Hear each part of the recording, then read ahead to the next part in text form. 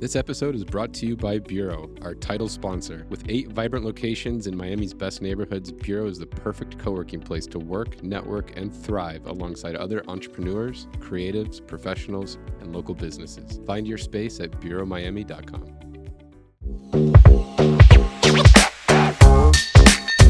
We're here with Anthony Scavo, CEO of Basis.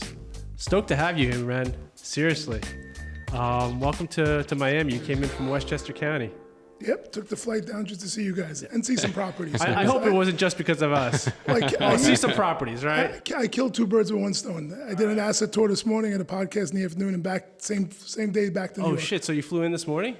6 a.m. Dang, dude. Where'd you go see properties? Hialeah and Medley. Okay, cool. Anything you like?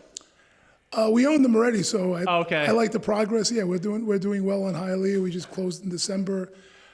We got 3 new tenants already in 2 months, so it's pretty good. All right, cool. We're going to talk about that big deal you guys closed. But before we get started, a little cheers, right? Oh, yeah. Cheers. Cheers, Anthony. Oh, get up. You don't have to get up. Thank you, guys. Cheers. Thank you. You ever do a podcast with cocktails? No. Cool. First time for everything. Awesome.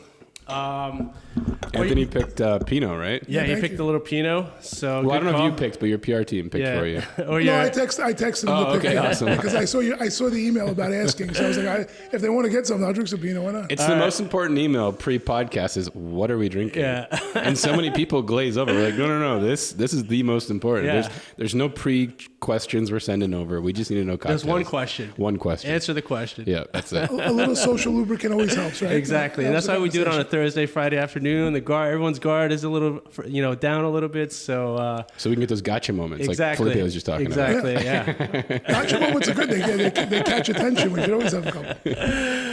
Well, cool, Anthony. I'm not sure if you're familiar with the podcast, but we want to go deep into your history. This is really a story about you and how your career got started. I know that your dad was at LeFrak. He was there for a very long time.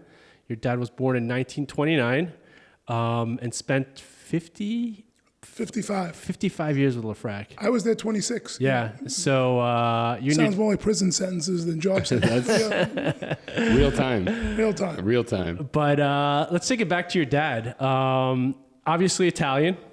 With that name, Anthony Scavo, I mean, Yeah, it's as Italian as it gets. First generation. First one born here. Yeah, his parents were from Sicily. Actually, I'm going this summer to see his hometown. Oh, is that First right? time, yeah.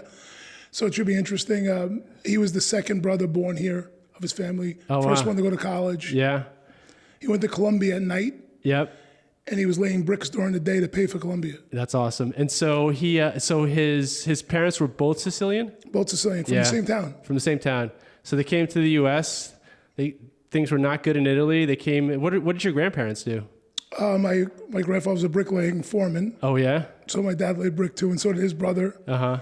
Him and his older brother were bricklayers. I mean, his older brother stayed a bricklayer for his whole life, my uncle. And my other uncle became a cop, New York City cop. Yeah. Then he moved to Long Island, became a cop there. And my aunt Florence was the last one to pass away, and she worked at like Citibank for like 40 years, like in the bank in the office. Wow, incredible. New York, 1929. Can you imagine that? The full story. Yeah. He was born I think he was born in the Great Depression. Yeah, happened like 3 days later. Yeah. Like literally. Oh really? Like he was born October 6th. I think it was October 8th, 9th or 8th. Yeah. That was during the Great Depression when the market finally fully tanked. It was probably better than living in Sicily, though, huh? I think what happened was actually, it's a funny story. I'm going to the town to see if it's really true, but like his older brothers, like he had like a lot of brothers. My grandfather, like 3 or 4 brothers, and they were taking the family business of granite and stone. So he was like, I'm the younger brother. I got to go find my own life and make my own way. So he came to America with his wife, Yeah. my grandmother, and he wanted to come here. Probably right through Ellis Island, right? Yep. Yeah, that's awesome. And the guy in Sicily found their birth certificates from Sicily.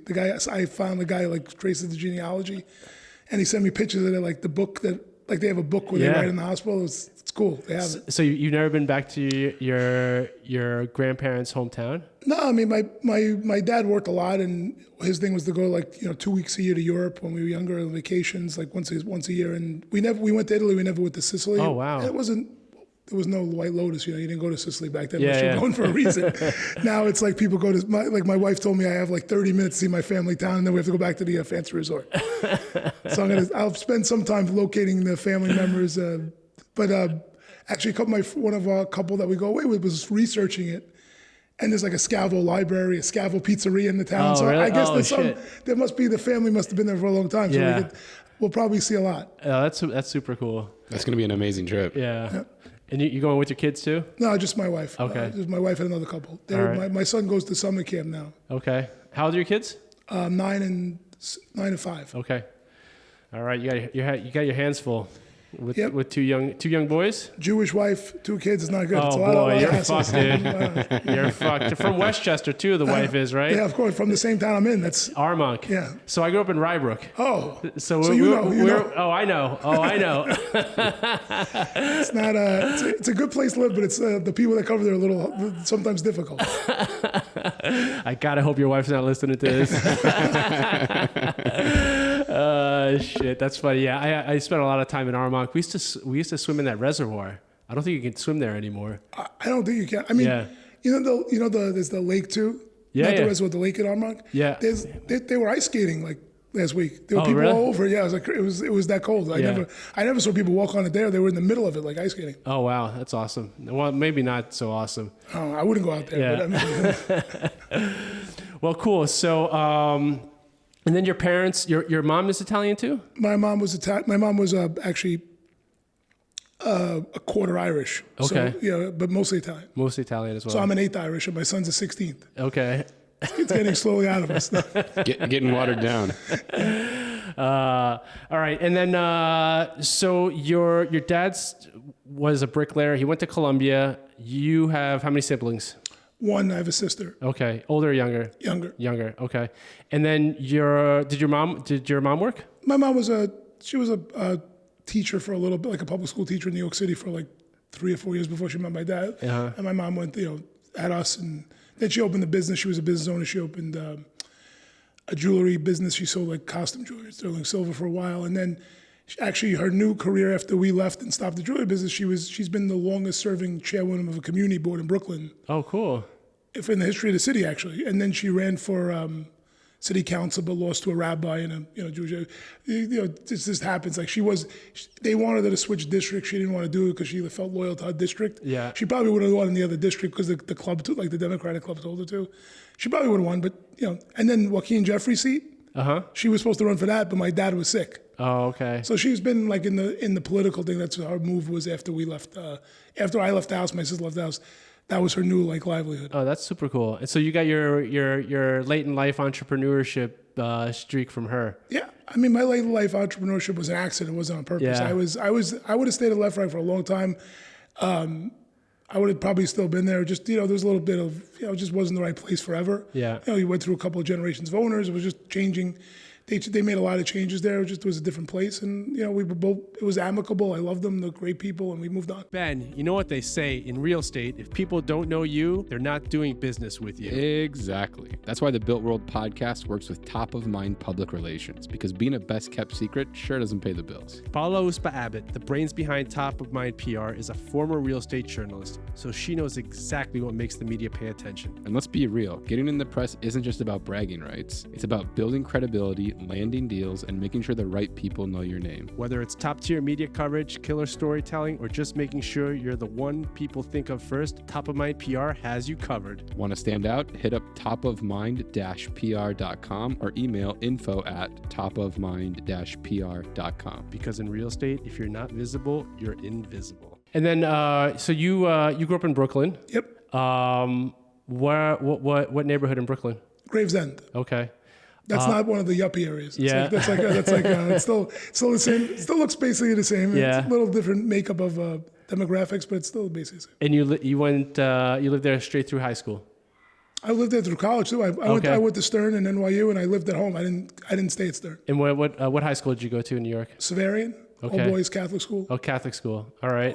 Catholic elementary school too. And what subjects were you good at? Math. Math? Math, yeah. I won the math award in high school and things like that. Yeah. Yeah, it was good. Any other subjects that you were interested in? I mean, I'm more interested in things now than I was then. It's kind of interesting. I never thought I'd be like that. Like now I listen to I don't really read books. I listen to them on Audible, but I've listened to like thousands of books. I used to hate reading. I used to hate everything. I was a boy, you know. Yeah. When boys are younger, I tell my son, like, you're gonna like reading when you get older. You don't like it now. It's like kind of funny. Like, you know, when you're boys, you want to you want to play sports, you want to be a jock and things like that. So it's a little different when you're younger. And then, but I like math and history, both of my favorite subjects. So what do you listen to mostly now on books? All different kinds. You know, books about entrepreneurship, books about history, books about business, books about everything, but not fiction. All nonfiction. All nonfiction. I am too. I'm a nonfiction guy. My wife loves fiction. Oh yeah. Yeah. Hey, there's a place for fiction. Yeah, there is. I think fictions are good in the movies. I don't like it in books. I don't want to watch I hear it. you. I'm not a fiction book reader either.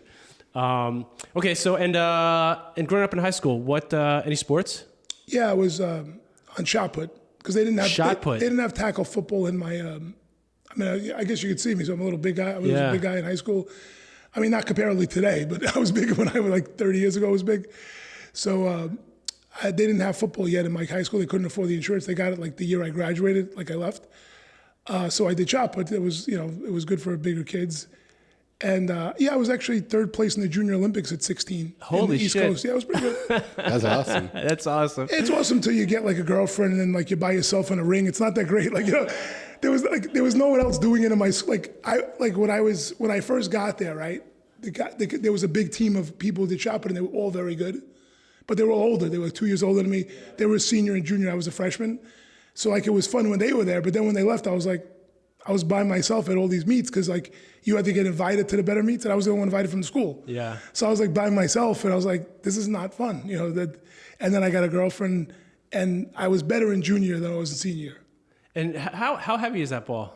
In high school, it's 12 pounds. In college, in the Olympics, it's 16.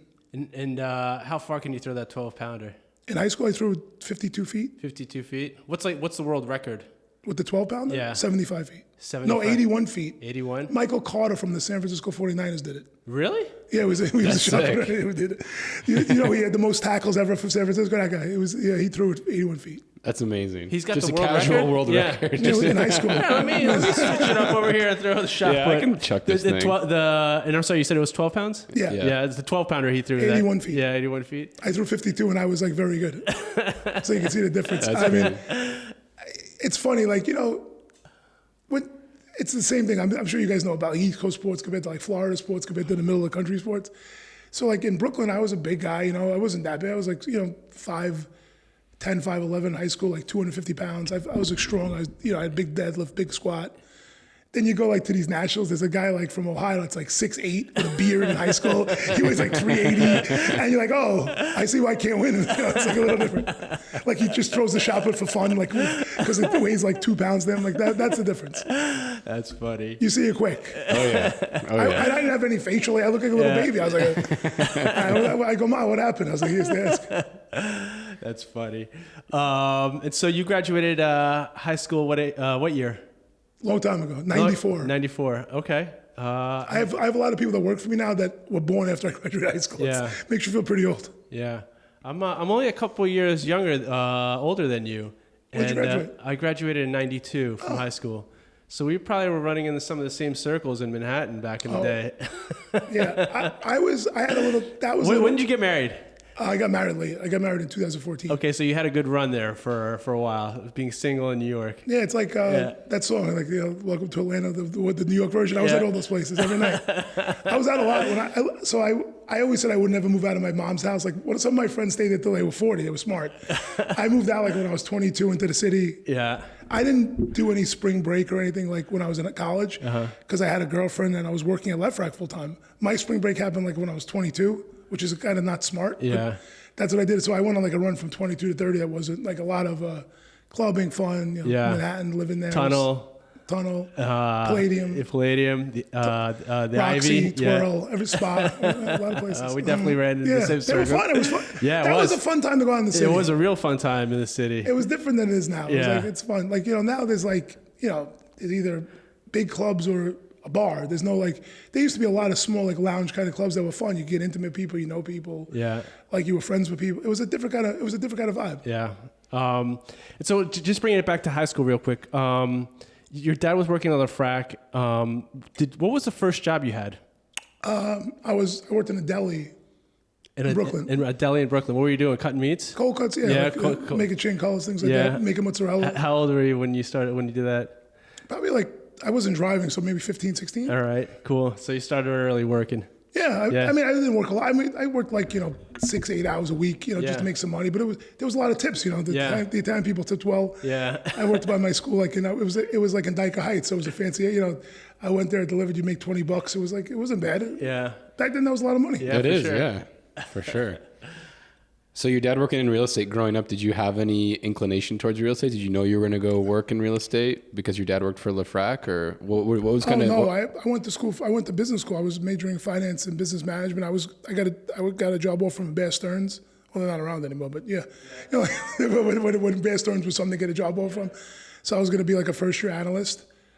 But what happened was in high school, I got a girlfriend. I started asking I had an allowance, and I had a part-time job. My dad's like, after I graduated high school, he goes, you can't just ask for more and more money. You got to work during the summer. So he got me a part-time job at LeFrak, and I was actually putting up sheetrock, unloading trucks, doing things like that. So I loved it. I was making a lot of money. It was fun. I liked working. I was outside. I was strong. When you're young, that's fun. Absolutely. You feel invincible. Especially in the summertime. Yeah, you feel invincible. It's easy. Like, it's great. So I was doing that. And it was just lucky, I guess, because what my dad was doing in Newport, I don't know if you're familiar, LeFrak has a huge property in Newport, in Jersey. So Jersey City, it's just part of Jersey City, but it's like, they were the first ones in Jersey City. Ben, you and I are all about PropTech, and if there's one tool we absolutely cannot live without for our commercial real estate brokerage business, it's Vizda. Absolutely. Vizda is incredible. We use it every single day, and we're always wondering, how do they do this? Every evening we get an email from them with real-time closed transactions. No more waiting around for months for the property appraiser to finally update. Yeah, whether you're doing industrial, retail, office, land deals, they have every closed transaction. And it's not just the speed, Ben. The details are on point. Seller and buyer info, contact details, phone numbers, emails, everything is accurate. It's hands down our top prospecting tool to farm for warehouse deals in Hialeah. Vizda keeps us one step ahead always. It's also the best way to search for comps when putting together opinions of values for clients. Head on over to Vizda.com and use code BuiltWorld and get 30 days free access today. VIZZDA.com. Can we talk a little bit about LeFrak and their history a little bit? Because they go back several generations, right? Yeah, so when I first started, Sam LeFrak was in charge. He's passed away. He passed away like 2008, I believe. That was the second, maybe third. They probably say the third. I should say. I don't want to. I'm not the historian, but I was there a long time. But so they, he made the company what it was. Sam. He brought it from like a small owning a couple buildings to probably the largest private landlord in the country, one of them. So I worked for him, and then Richard took over. He's still in charge now, and then his sons, Jamie and Harry, are now. Gotcha. So that was, I think Sam might have been the second LeFrak that was doing stuff. Yeah. But he was the one that took it from a small company to a big company. Yeah. Okay. And they started in New York. Yeah. So they started in Queens. They have a place called LeFrak City in Queens. I'm sure if you grew up you probably heard of it. If you grew up in this boroughs. That was like 6,000 apartments. He built that after World War II. My dad actually came in and finished the last sections of it. Gotcha. And I actually renovated the lobbies, call it 40 years after. So that was their first big development. And then they owned a lot of, people didn't know, but they owned a lot of like small high-rise in Brooklyn. They sold a lot of that now, but they owned it Brooklyn, Queens, like a lot of six-story, walk-ups, six-story elevator buildings, like 100 units. They had a lot of those buildings too around. And then the next big thing they did was Battery Park. So they were the first developer in Battery Park in Manhattan. They built something called Gateway. They still own that today. That's another, like, I believe 4,000 or 5,000 apartments. And then they did Newport, which is in Jersey City, which is on the waterfront of the Jersey City, was an old railroad yard, and that was their very big development. It's like 300 acres. They bought it for like a song, and they just held on to it forever and just kept building. And there's still sections that aren't built yet. And that's where you kind of got involved with LeFrak, was when they were looking at this site in Jersey City? Oh, I mean, remember my dad was there. I used to go with him to the jobs. I saw Battery Park before it was built. When I first went to Newport with my dad when I was like 9 or 10, it was like a couple of rats and trains. There was nothing there. And, it was pretty bad. Yeah. There was a pad station for the train in the middle of dirt. Yeah. There was no like sidewalks. So if you got off on the train, you were just in the middle of a field. It was like they were building the infrastructure before the people were there. It was kind of funny. But yeah, now I think there's 7,000 apartments in Newport, something like that. Yeah. And they own everyone. It's great.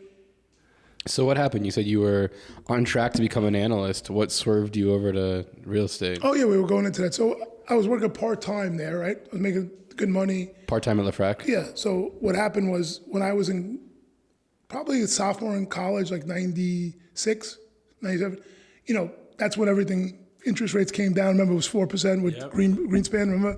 They were like, oh, this is a great time, right? So they started building a lot, and LeFrak was very low staffed, so they wanted younger people to help. And I was already there working, and I was, they all saw that I was probably too smart to be putting up sheetrock. I don't know, but I'm not saying people that put up sheetrock aren't smart. It's just that I was available. Yeah. So like, why don't you come be an assistant super instead of doing this?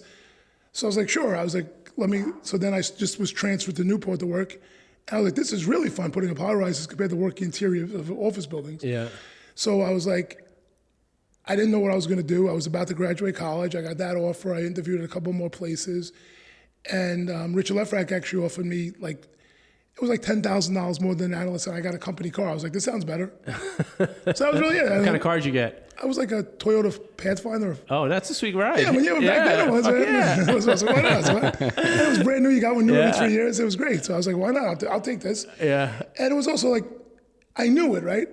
Like I was a little bit more comfortable. I already had experience working there. I liked the people. Yeah. Like if you know what you're doing and you know the people, it's much better than going to a totally new environment. But in hindsight, probably making my bones in another industry without my dad probably would have been a little bit smarter. So I had more consequences to learn a little bit more. Yeah. But you could speak like that when you're almost 50. Yeah. When you're 20-something, then you don't think about that. Yep. Yeah, you definitely don't want to make life harder for yourself when you're 20. No. Just to learn. No one would ever do that when you're 20. So I was like, I think that was now I would give someone different advice. I would say, go work a little bit, see how everything else is, and then you want to go back to that, you can. But I was there, I was there 26 years when I left. Wow. Dang. And was your dad working there when you took that full-time job at LeFrak? Yeah, he was my boss. Oh, he was your direct boss? Yeah, I worked for him. Oh, awesome. So you worked directly for your dad for your entire time there? Yeah. Holy shit. Well, the last 5 or 6 years, I was probably reporting to the LeFraks, not him, in theory, because he was only coming in part-time then. Okay. And what was your dad's title and what was your title? Same title at the end. Senior, whatever they called it, senior managing director, senior vice president. The highest you could be without your last name being LeFrak. Yeah. In your department, whatever that is, that's what it was. Uh-huh. And so what did you mostly focus on during your career at LeFrak? I was in charge of development and construction, not really the business side of, in a good way, right?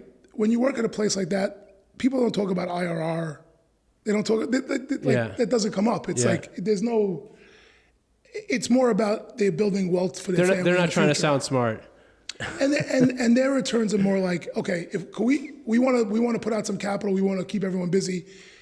Can we buy a building for $200,000 a unit, or can we build one for $180,000? If we can build for $180,000, we should build one. That's it. Yeah. Because in the future, it's going to be worth more, and that's going to build wealth for their family, which is an amazing thing. So it's a little different than, but also you never have to worry about we're raising money with investors. The money's there. It's their money.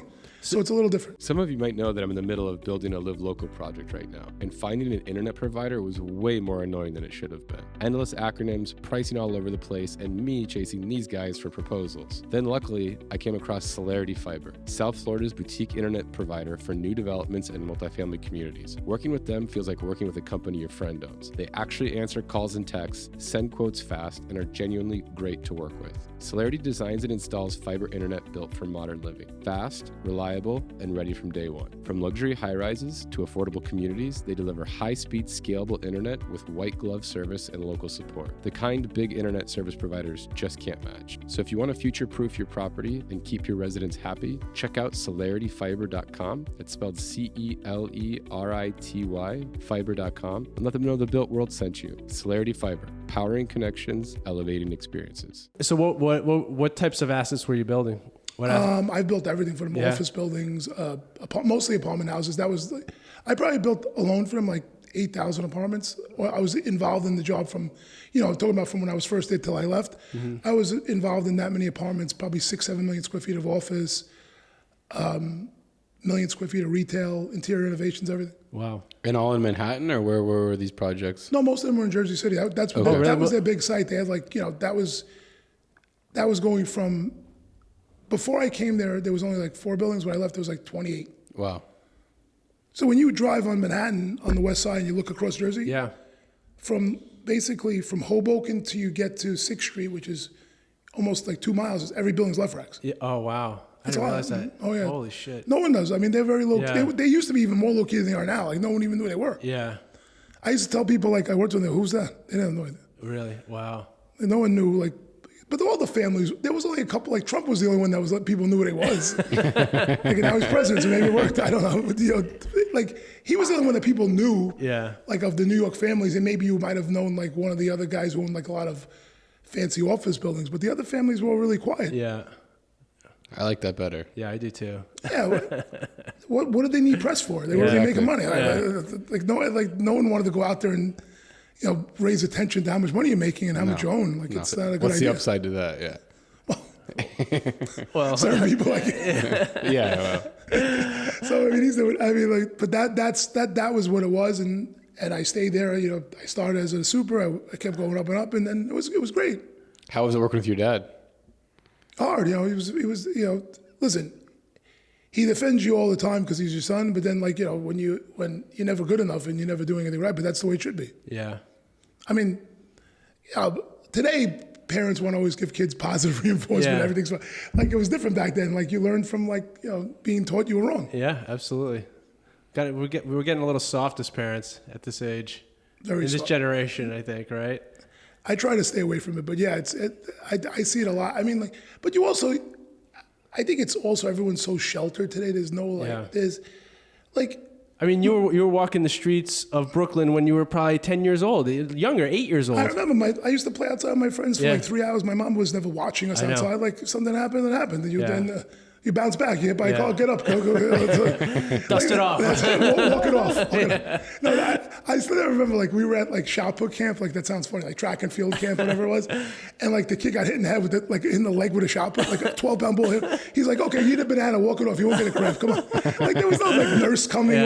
Today we would have ice. The guy would be in the hospital, X-rays. It was like, come on, you're young. It's fine. And that's how it was. It was a different time. There's a great book about that called The Coddling of the American Mind. Oh yeah, I've read it. Oh my God! Have you really read it? That's a crazy book. Yeah, I heard you talk about it on one of the podcasts I listened to. Yeah, I got to listen to that. And the guy started the book like this: "We are Democratic liberals who voted for Hillary Clinton." they preface it like that to show you it's not like they're not trying to sound right wing or anything. And they say listen, we're just trying to say a kid can't hit his finger with a hammer anymore and get hurt. Yeah. I think I got to give this book to my wife. I hope she's not listening to this podcast either. She's too soft, huh? Yeah. It's crazy. But that's what's happening. My son's, he was playing soccer and he hurt his wrist the other day. He's like, I think I broke my wrist. I went over there, started squeezing him. He's not jumping out in pain. Oh, I'm going to take him to the urgent care. I'm like, here we go. Yeah. Sure enough, it's a little sprain. I would have just been like, all right, let's see what happens tomorrow. Right. If there's any swelling, let's see. But if you're not crying when you touch it, then it's not broken. It's not broken. Suck it up. Yeah. Be tough and deal with it. Exactly. You learn a lot that way. I only learn if I feel how hot it is. I need to know, where's the line. Yeah. But it's everyone's it's just different. You just see the parent, everyone wants everyone to be on every travel team, this team.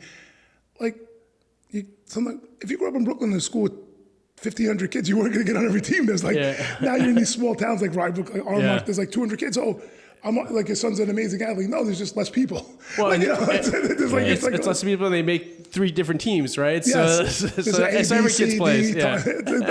Like, come on, like, it's just, there's got to be a little bit of learning, or everyone's going to be like, when they get older and they get, the first time they don't make something or depressed, they're like, oh my God, what happened? Yeah. Like, I tell my son all the time, like, you better stop being lazy and get smart. He's 9. I'm like, 'cause the way you're living, your lifestyle, it's not easy to get. Okay, so I'm like, I'm like, it's crazy. Like, they think it just happens. It doesn't happen. I know. I saw you said somewhere that your Catholic school upbringing helped kind of influence your work ethic. Yeah, there was. Was it like strict Catholic school, nuns slapping you on the knuckles with the ruler type stuff, or? No, listen, I don't feel ever abused or anything. I'll just be honest. But like when I saw those Gitmo pictures, like at the TDs, we had that in Catholic school. Yeah. Like there was stress positions. Like it was like no, like we had to stay in a prayer position on a metal pole, on a metal pipe for like an hour. Dang. That was like normal. Like it wasn't. I was like, this doesn't seem. I was like, not to belittle anything that happened to people, but I'm just saying it was like, I didn't feel abused. I just felt like I deserved it. Yeah. Like I didn't get caught for half this stuff, so I'm still pretty. I can tell you they're not doing that shit in Catholic school right now. No My way. son goes to a Catholic school, and like he's got it made over there. I had a nun that used to hit me in the back of the head with a ruler if we were being too loud. Like, You always got slapped. No, you got slapped. You got slapped. You got slapped. That was their favorite spot. Yeah, my dad's too. Like a teacher, good lesson. Ooh. shit, a big ruler too. I remember even in high school, like with all boys, there was like 1,200 kids in my high school, all boys. One of the Irish teachers, like Mr. McCartney, I think he's still there actually, because I think my cousin's going to the same school I went to, and he said he must be 100. But he used to take the wood out of the bottom of the blinds, the weight. Yeah. He put them together, tape them together, hit you with that. And he said he'd make you bend over so you couldn't show your mother your ass. That's what he said. I was like, I don't know if that's true. I think they could still show their mom, but I was like, I don't know. That was the thing. That's awesome. And the funniest thing, when he was the track coach too, so I was good in tracks with the shop, and so he was like always defending me. So like one of the older kids, like we were screwing around, like your boys, we were with the weights, and I got a black eye. And he takes me out to the car, explains to my mother, it was nothing. like not so like no one gets blamed. There's the funniest thing in the world. Like imagine today you come out like with a black eye and bruising and blood clot. Like, where's the report? Yeah. It's like, they were fucking the 2 guys, the weight, someone threw a weight at each other. It's like that's normal, like a 10-pound weight. Like it was like the funny, like that back then. It was like, that happened. Yeah. Sometimes weights go flying. What can you do? What can you do? Today there'd be a police report. The cops would be there. The guys in the ambulance. It was like, no doubt. It's just it's a different world like that. Yeah. But there are still some kids who have good work ethics. I see it today. Like some of them do. Yeah. It's probably just harder to find. Much harder to find. Felipe, ever since we moved into Bureau, my productivity has been through the roof. I mean, I might actually be getting things done for once. The energy at Bureau just makes work fun. Plus, with 8 locations across South Florida, from South Miami all the way to Hollywood, there's no excuse for not finding a spot to get your shit done, Ben. And we're not alone. Over 500 local companies call Bureau home. Everything from creative agencies and real estate firms to tech startups, law firms, and media companies. It's a melting pot of brilliant people, and we don't include ourselves in that category. We definitely don't include ourselves in that category. Bureau really has space for anyone, whether you're flying solo or have a team. There are suites starting at 100 square feet all the way up to 2,000 square feet. They also don't try to lock you into long-term agreements, and everything is month to month. Let's not forget the important stuff either. The coffee is top tier, staff is incredible, and has a very entrepreneurial vibe. It's not just a workspace, it's a place where work actually gets done. That's right, Ben. So if you want to level up your workday like we try to do every day, check out Bureau. You might even catch us sipping some espressos between podcast sessions. Or tequila. Definitely tequila. Tell Bureau the Built World sent you, and you'll get 50% off your first month's membership. See you out there. Cheers. Later. So when you were at LeFrak working with your dad, like what was the day-to-day? You were overseeing construction teams, getting these buildings built? Like what was the day-to-day job? It all depended. Like when I was a project manager, I was giving out some of the contracts, helping them do payments, watching the job. But a lot of it was, I was on the job like 2 days a week. Okay. On the site? Yeah, on the site. At least 2 days a week. And then our office was down the block. It wasn't hard. Okay. And so when you worked at LeFrak, you were living in Manhattan at that point? I was living in Manhattan most of the time, yes. Yeah, okay. I lived in Jersey City for a couple of years. Then I went back to Brooklyn to my parents. And I was in Manhattan probably half the time. Okay. Cool. It was fun. And then you left LeFrak what year? 2019. Okay, so you met your wife in 2010, you said? My wife was working at LeFrak when I met her. Oh, okay. And She was my secretary. Oh, no, I'm is just that- kidding. Just kidding. That's awesome. No, she was in a different department. And something funny, like we went on, at that time, like in 2000, I guess that was 2011, 2010. 2011, 2012. There was like probably 10 people in the whole company that were under 50. That's before the kids started changing, like, hiring new people and stuff like that.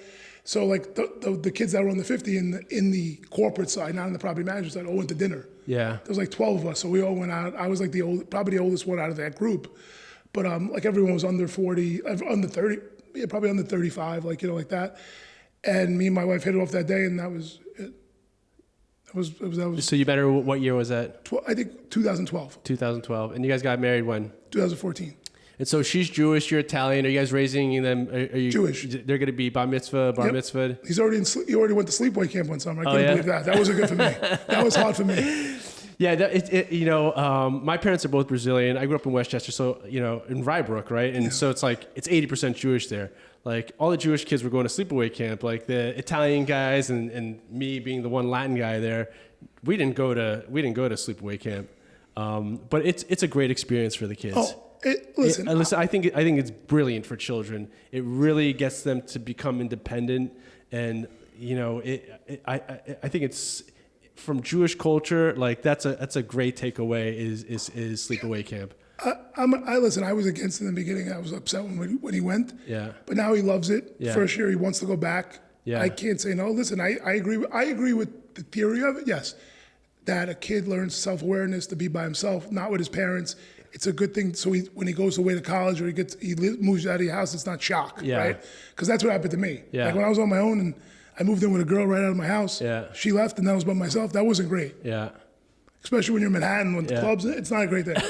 So all I'm saying is, like, if I had some of that, maybe I wouldn't have been as dramatic and as, like, you didn't want to, you experience stuff a little bit at a time instead of all at once, right? Yeah. So I think the theory of it's great. I wish it wasn't as long. Yeah. I wish it was shorter.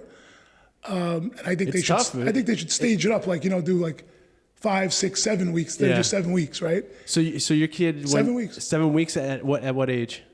He was 8, becoming 9. Now it's 9. Holy shit, that's early. Yeah, they all do it going into 3rd grade. Yeah. Some kids, like maybe like 10% of the kids go like 1 year earlier. Yeah. If they have a brother or sister there, but most of them start that age. Yeah, that's pretty crazy. It's a long time. Yeah, my son, he went last week for like 2 weeks, or last year for 2 weeks, and we had to it was like impossible to get him over there. Like we tried to get him, when he was 11, and he was like, no. Again, too much coddling, I think, right? Yeah. I would have just put him on the bus and sent him that way. But my wife was like, no, he's not ready. I'm like, okay, sure. That bus thing's not great. When you get, I mean, that was the closest those are the biggest fights me and my wife ever had. Yeah. When he was getting on that bus, I was like, the kids cry. I was like, this is ridiculous. Who does this to their kids? So you were coddling your kids. I was like, the kid's traumatized because of us. I don't want to be traumatized. I said, forget about coddling. I said, I don't want to do that. And listen, my son is very close to us, so like, he's the biggest kid too. He's like a foot taller than the other kids. Like, it's kind of crazy, but on like visiting day when we left him at camp, like he was the most crying the most, and I was like, part of me feels good, which is sick, and like then the other one's like, I was like, then you don't want to leave him. It's like a very weird feeling. I never had that feeling when I was younger. Yeah. My mom wouldn't let me out of her sight till I was like 30. Yeah. But she would let you run around the streets of Brooklyn all the time. Just can't be out at night. Right. Nothing good happens at night. That's exactly. Once the lights come on, you got to go home. That's it. So but we would play football in the streets. Think about it. Streak sewer cap to sewer cap was a touchdown. What's up, Builties? We're interrupting the podcast because we want to make some money together with you guys. We have a lease coming up that we're representing the landlord on. It's in East Hialeah. This thing is sweet, Ben. It's a really sick warehouse. I mean, probably one of the nicest warehouses we've ever. It is the nicest warehouse we've ever been in. Probably been the nicest warehouse we've ever been in. This thing's got 25,000 square feet of total space, 5 5,000 feet on 2 floors of Class A office. I mean, Class A-ish, industrial. dude, no, this is sick. This is a sick office. It is a sick office. It's the sickest office I've seen in industrial space. Yeah. Marble floors, really nice bathrooms. These guys built it out for themselves, but aren't ready to occupy this space yet, so they hired us to find a short-term tenant looking for a 3-year lease term on this thing. $18 a foot modified gross. The 20,000 square feet of the industrial space has 19-foot clear ceiling heights, and everything's brand new. Brand new LED lighting. Everything's clean. 2,400 amps of power, 3-phase, more than you could ever use. It's a beast. Fully air conditioned too. Fully AC. Yeah. Yep. So they're looking for a short-term lease. They're super reasonable. If you got a tenant, reach out to us. Cheers. But I mean, listen, you know, I can imagine, I could sort of picture where you lived in Brooklyn, right? It's probably a mixed-use neighborhood, right, where you have retail, you have families. It's high density. There's lots of eyes on the street. Like it's a very safe place. Sound right? like a Jane Jacobs. I do, yeah, absolutely. You know, but it is like that. Yeah. It's a neighborhood, It's right? probably safer now. I mean, Yeah. back then it was like half Syrian Jewish, half Italian. Yeah. Now it's probably all Syrian Jewish people. Oh, now. is that The right? whole area. That's all it is. Oh wow, yeah. Syrian Jews, huh? Yeah, like Yeah. a lot of big real estate guys live there from that community. Yeah. They live there like 3 or 4 blocks. My mom still lives there. Oh wow. She's like the only Italian lady left. It's like the last of the Mohicans. She's holding up a fort. She's not leaving. I tell my friends I'm Jewish by osmosis, growing up in Rybrook, right? Yeah. Like we were exposed to a lot of Jewish culture. That's Well, Right. New York, it's different. Like my wife's Jewish from Armonk. I don't think she knows all the Jewish people that there are. Like when you're in Brooklyn, like you see like 8 different kinds of Jewish people. Yeah, it's Orthodox. There's every kind of person of Yeah. every nationality. It's like you don't realize it when you're living there, like it's just normal. But Yeah. you're seeing a lot of different cultures all within like a 5-block area. Yeah. It's like the crazy thing. Like It's pretty amazing. It's really I think it was more of a melting pot then than it is now. There was definitely more diversity of like different people. You would have every nation. Now there's more.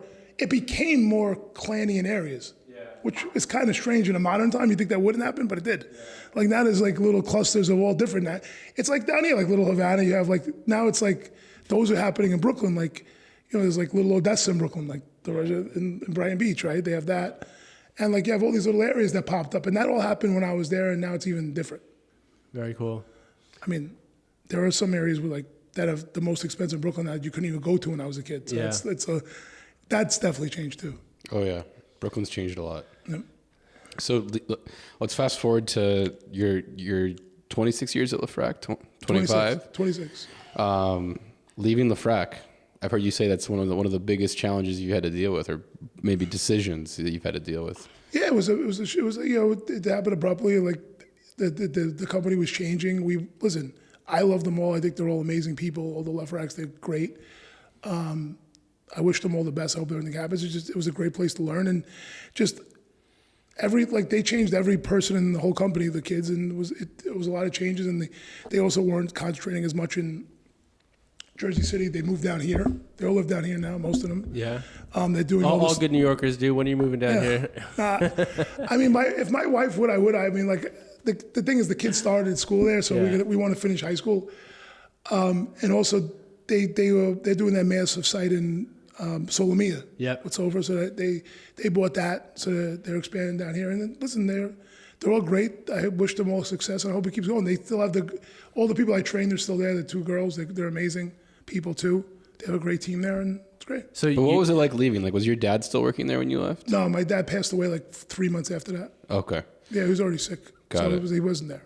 So making that decision, did you have another job lined up, or was it like a full I'm out, then I'll figure it out from there? It was mutual. Like we talked about it. It was just not a place to stay. It wasn't good. It was slow, very slow too at that time, and gave a great severance thing, great package. We negotiated something. I got paid for a long time, and I found that job within like 3 months, and I started at another billionaire family, which wasn't probably the best next place to go, but they were great too. So That was Red Apple Group? yeah, that's Okay. Katzmatidis. What'd you do for the 3 months? I'll just Were you hanging out? Yeah, I took some class online too, some like further development, like at But Cornell. you can just sit around. You needed to do something else. I just took some financial modeling stuff to see how that Yeah. part of the business is. 'Cause I never really did it, so Yeah. I just did some of that and things like that. But I was interviewing a lot. Like I met remember, I was at a place right since I was a kid. Never looked for a job, ever. Okay, So I had to learn all that first. I had to see what's out there, like how other places operate, because no place operates like LeFrak. Okay, we were I was the general contractor, no one else. We didn't have a GC. There was no Turner, no Tishman, no Coastal. It was me. I signed the building department forms. I was a general contractor. I hired the subs, totally different. Not many people do that, like barely anyone does it anymore. So there used to be a lot of owner builders. Now it's just owners, developers, right? They don't have a building side. We had a full general contracting construction management company in LeFrak. They still do it somewhat. Down here, they don't do it. They still do it somewhat in New York. It was totally different than most of the places that you went to, right? And so I interviewed with probably 70 people. Wow. Yeah, I interviewed, talked to Related. Like when he was actually coming down here to West Palm, they asked me to move to Florida to do that. Actually, I would have been here. Oh, yeah. And I said, I don't know if I really want to commit to moving to Florida right now. So that was one thing. What else? I talked to a lot, like every family in New York I've probably interviewed with. So you left LeFrak what year? 2019. 2019. So it was before COVID. Yeah. And then you went to Red Apple Group. You were there for 2 years. 2 years. A little less. Yeah. Beginning. And then right here. It just wasn't the right fit for you over there? I think I wanted to, listen, it was my second job ever. Yeah. John Katzmatidis and his son and family were great. They're amazing people too. It was just like, it was like, how do I say it? Real estate wasn't their first focus. He has a lot of other business where he makes a lot of money off of, and he's a very successful person. So real estate wasn't their first business, and I was not used to that kind of like hands-off approach to spending millions of dollars building super high rises and things like that. So I was more of like the owner would be more involved. So it was a little bit weird for me to be in that position. But I mean, listen, they're great people, another great family, and I just think I wanted to try something that wasn't owned by a billionaire family in New York and see how it was, like see how how it was. But the good thing about being there, we hired a GC, so I saw that side was like hiring a CM, negotiating with that, like giving a GMP contract, things like that, and how it was. So that was a good thing to learn, good thing to experience. And I also built that when he bought the radio station. I did the build out of that and built that as WABC. Oh, is that right? Yeah, like Giuliani was there, all those guys. It was like amazing. I'll tell you something. I don't really. This is just funny. If they don't like it, I don't care. The guys. I'll tell you. Like during COVID, none of them wore masks. It was like they were all sick. Yeah. They all got sick. Half of them died. COVID. It was like they were sitting in like a room like smaller than this with no masks on, like no glove, like in the middle of COVID. I was like, guys, I'm not like I wasn't like a germaphobe. I wasn't like super one way or the other. But were you double masking it, Anthony? Tell us the truth. No, I had a mask on when I was in a meeting with everyone. Yeah, I was like, this doesn't seem smart. Were you driving around with 2 masks on by yourself? By yourself? But we were working there in April. Yeah. Like we only had 1 month at home. And March is when it hit. Yeah, we were back in April. Yeah. Like real estate. And that was scary because no one knew. Like we didn't know what it was. No one knew. So. Can I tell you something? People driving in Manhattan then, it was like crazy. There was no one there. Like I had an apartment in Manhattan we owned, and I had a Hamptons house. My wife was in the Hamptons in our bunker hiding, and I with my kids, and I was like working every day in the city. I had to drive out there. I used to drive out Thursday night and come back Monday night and start Tuesday, Wednesday, Thursday in the city. So like, it was like no traffic, no one was there. You could park on the street. It was like, it looked like Armageddon. There was no one there. It was like crazy. And like, it was just funny like that. No one got sick then. You were fine. Then the new strain came out, everyone got sick. Like I was going to the trainer in the gym. I was fine for from April to like January. Then remember that the new strain came out? Everyone in the gym got sick at the same time. It was like, oh, I guess the masks don't work anymore. And the trainer wearing a mask. It doesn't work. Like, it was fine till then, but that was kind of comical. But yeah, and then Jay Masserman, Steve Garchek, and my partner Dan hired a recruiter to look for someone to run development and construction for their self-storage developments, and that's how I got from Red Apple to here. Okay. So you got recruited, you got headhunted. Yeah. I was looking too. I wasn't like right. I wasn't like actively interviewing, but this sounded very interesting. Yeah, so the recruiter, you were talking to the recruiter first, or how did the recruiter connect you and I responded to like a posting they had on their site. Okay. And we started talking, me and her, and she was like, I think you might be really, really good for this. Yeah. Why don't you meet these guys? So I flew down, met them, talked to them on Zoom, And was that back then they were doing just self-storage, or was it also industrial? That was self-storage only then. And Okay. yeah, well, that's a great story too. We go into that. Yeah, Yes. let's talk about that. So- Let's talk about real estate. So now. when I came, I was supposed to just be in charge of construction development. The idea was that Jay and Steve did a really successful partnership first together. In 2012, they formed MCSS. They built like 12 to 15 self-storage buildings. They sold them all for a great cap rate. They made a lot of money. It was amazing. The idea was to build another 15 to 20 storage building portfolio and do it again, right? So I came on. They had 1 or 2 buildings under contract. We put more. I started doing the plans, development, and COVID started, was ending, but the financial ramifications was being seen now more and more, right? So price on construction went up, things like that started happening. Interest rates were going up a little bit, and things started getting a little cuckoo, right? We were like, they thought they would spend like, let's say $75 a foot on a self-storage building. That was 90. yeah. That's a big gap, right? So we were like, I don't know if we could do 20 self-storage buildings, right?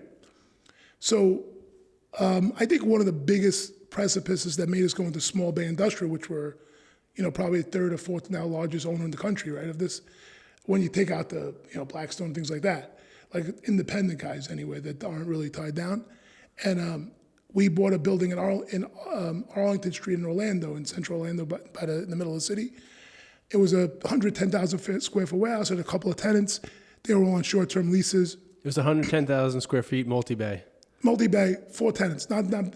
but still bigger Yeah, than we usually yeah. buy. It wasn't bought for that. Remember, Yeah. we weren't doing it yet. We bought it to convert it into a self-storage building. Okay. So my job, I had to go see the tenants, get them out to build a self-storage building. So I go talk to them, and the guy's like, "Please, I'll stay another year. I'll pay double my rent." And I'm like, guys, there's something here, right? Yeah. And my other partner, Dan, was talking to someone he knows that was doing small bay. And we were comparing all these stories, the 4 of us. We're like, listen, this could be a business, right? It could work, right? And a lot of these deals were being sent to us. And so that building, we were getting a high yield on cost with spending half the amount of money on improvements. That's a pretty good return on investment. So we were like, this makes sense. Dan was talking to that guy. So we brought in a former partner that bought the self-storage buildings from my 2 partners, and they had an idea. Why don't we buy 5 or 6 of these together with the purpose of aggregating them, seizing them, raising the rents, and putting them to a Delaware statutory trust that they run, which is like a 1031 fund. Mm-hmm. So you could buy these buildings, you roll it into there, they syndicate them out, they buy them at a decent cap rate, you make some money on each deal. And we're like, yeah, that makes sense, right? So we bought the first 5 or 6 of these buildings. It was about 1.5 million square feet. And that's how it started. And where did you buy the first 5 or 6 buildings? Most of them were in Orlando. Yeah. It was Orlando and Tampa. Those were the first ones. We bought the one building in Medley that we still own, where we're building a self-storage building in the parking lot. And you could see, because we were still developers more, so Medley was the idea, we'll buy the building but build a self-storage building. So you got a parcel of land for free.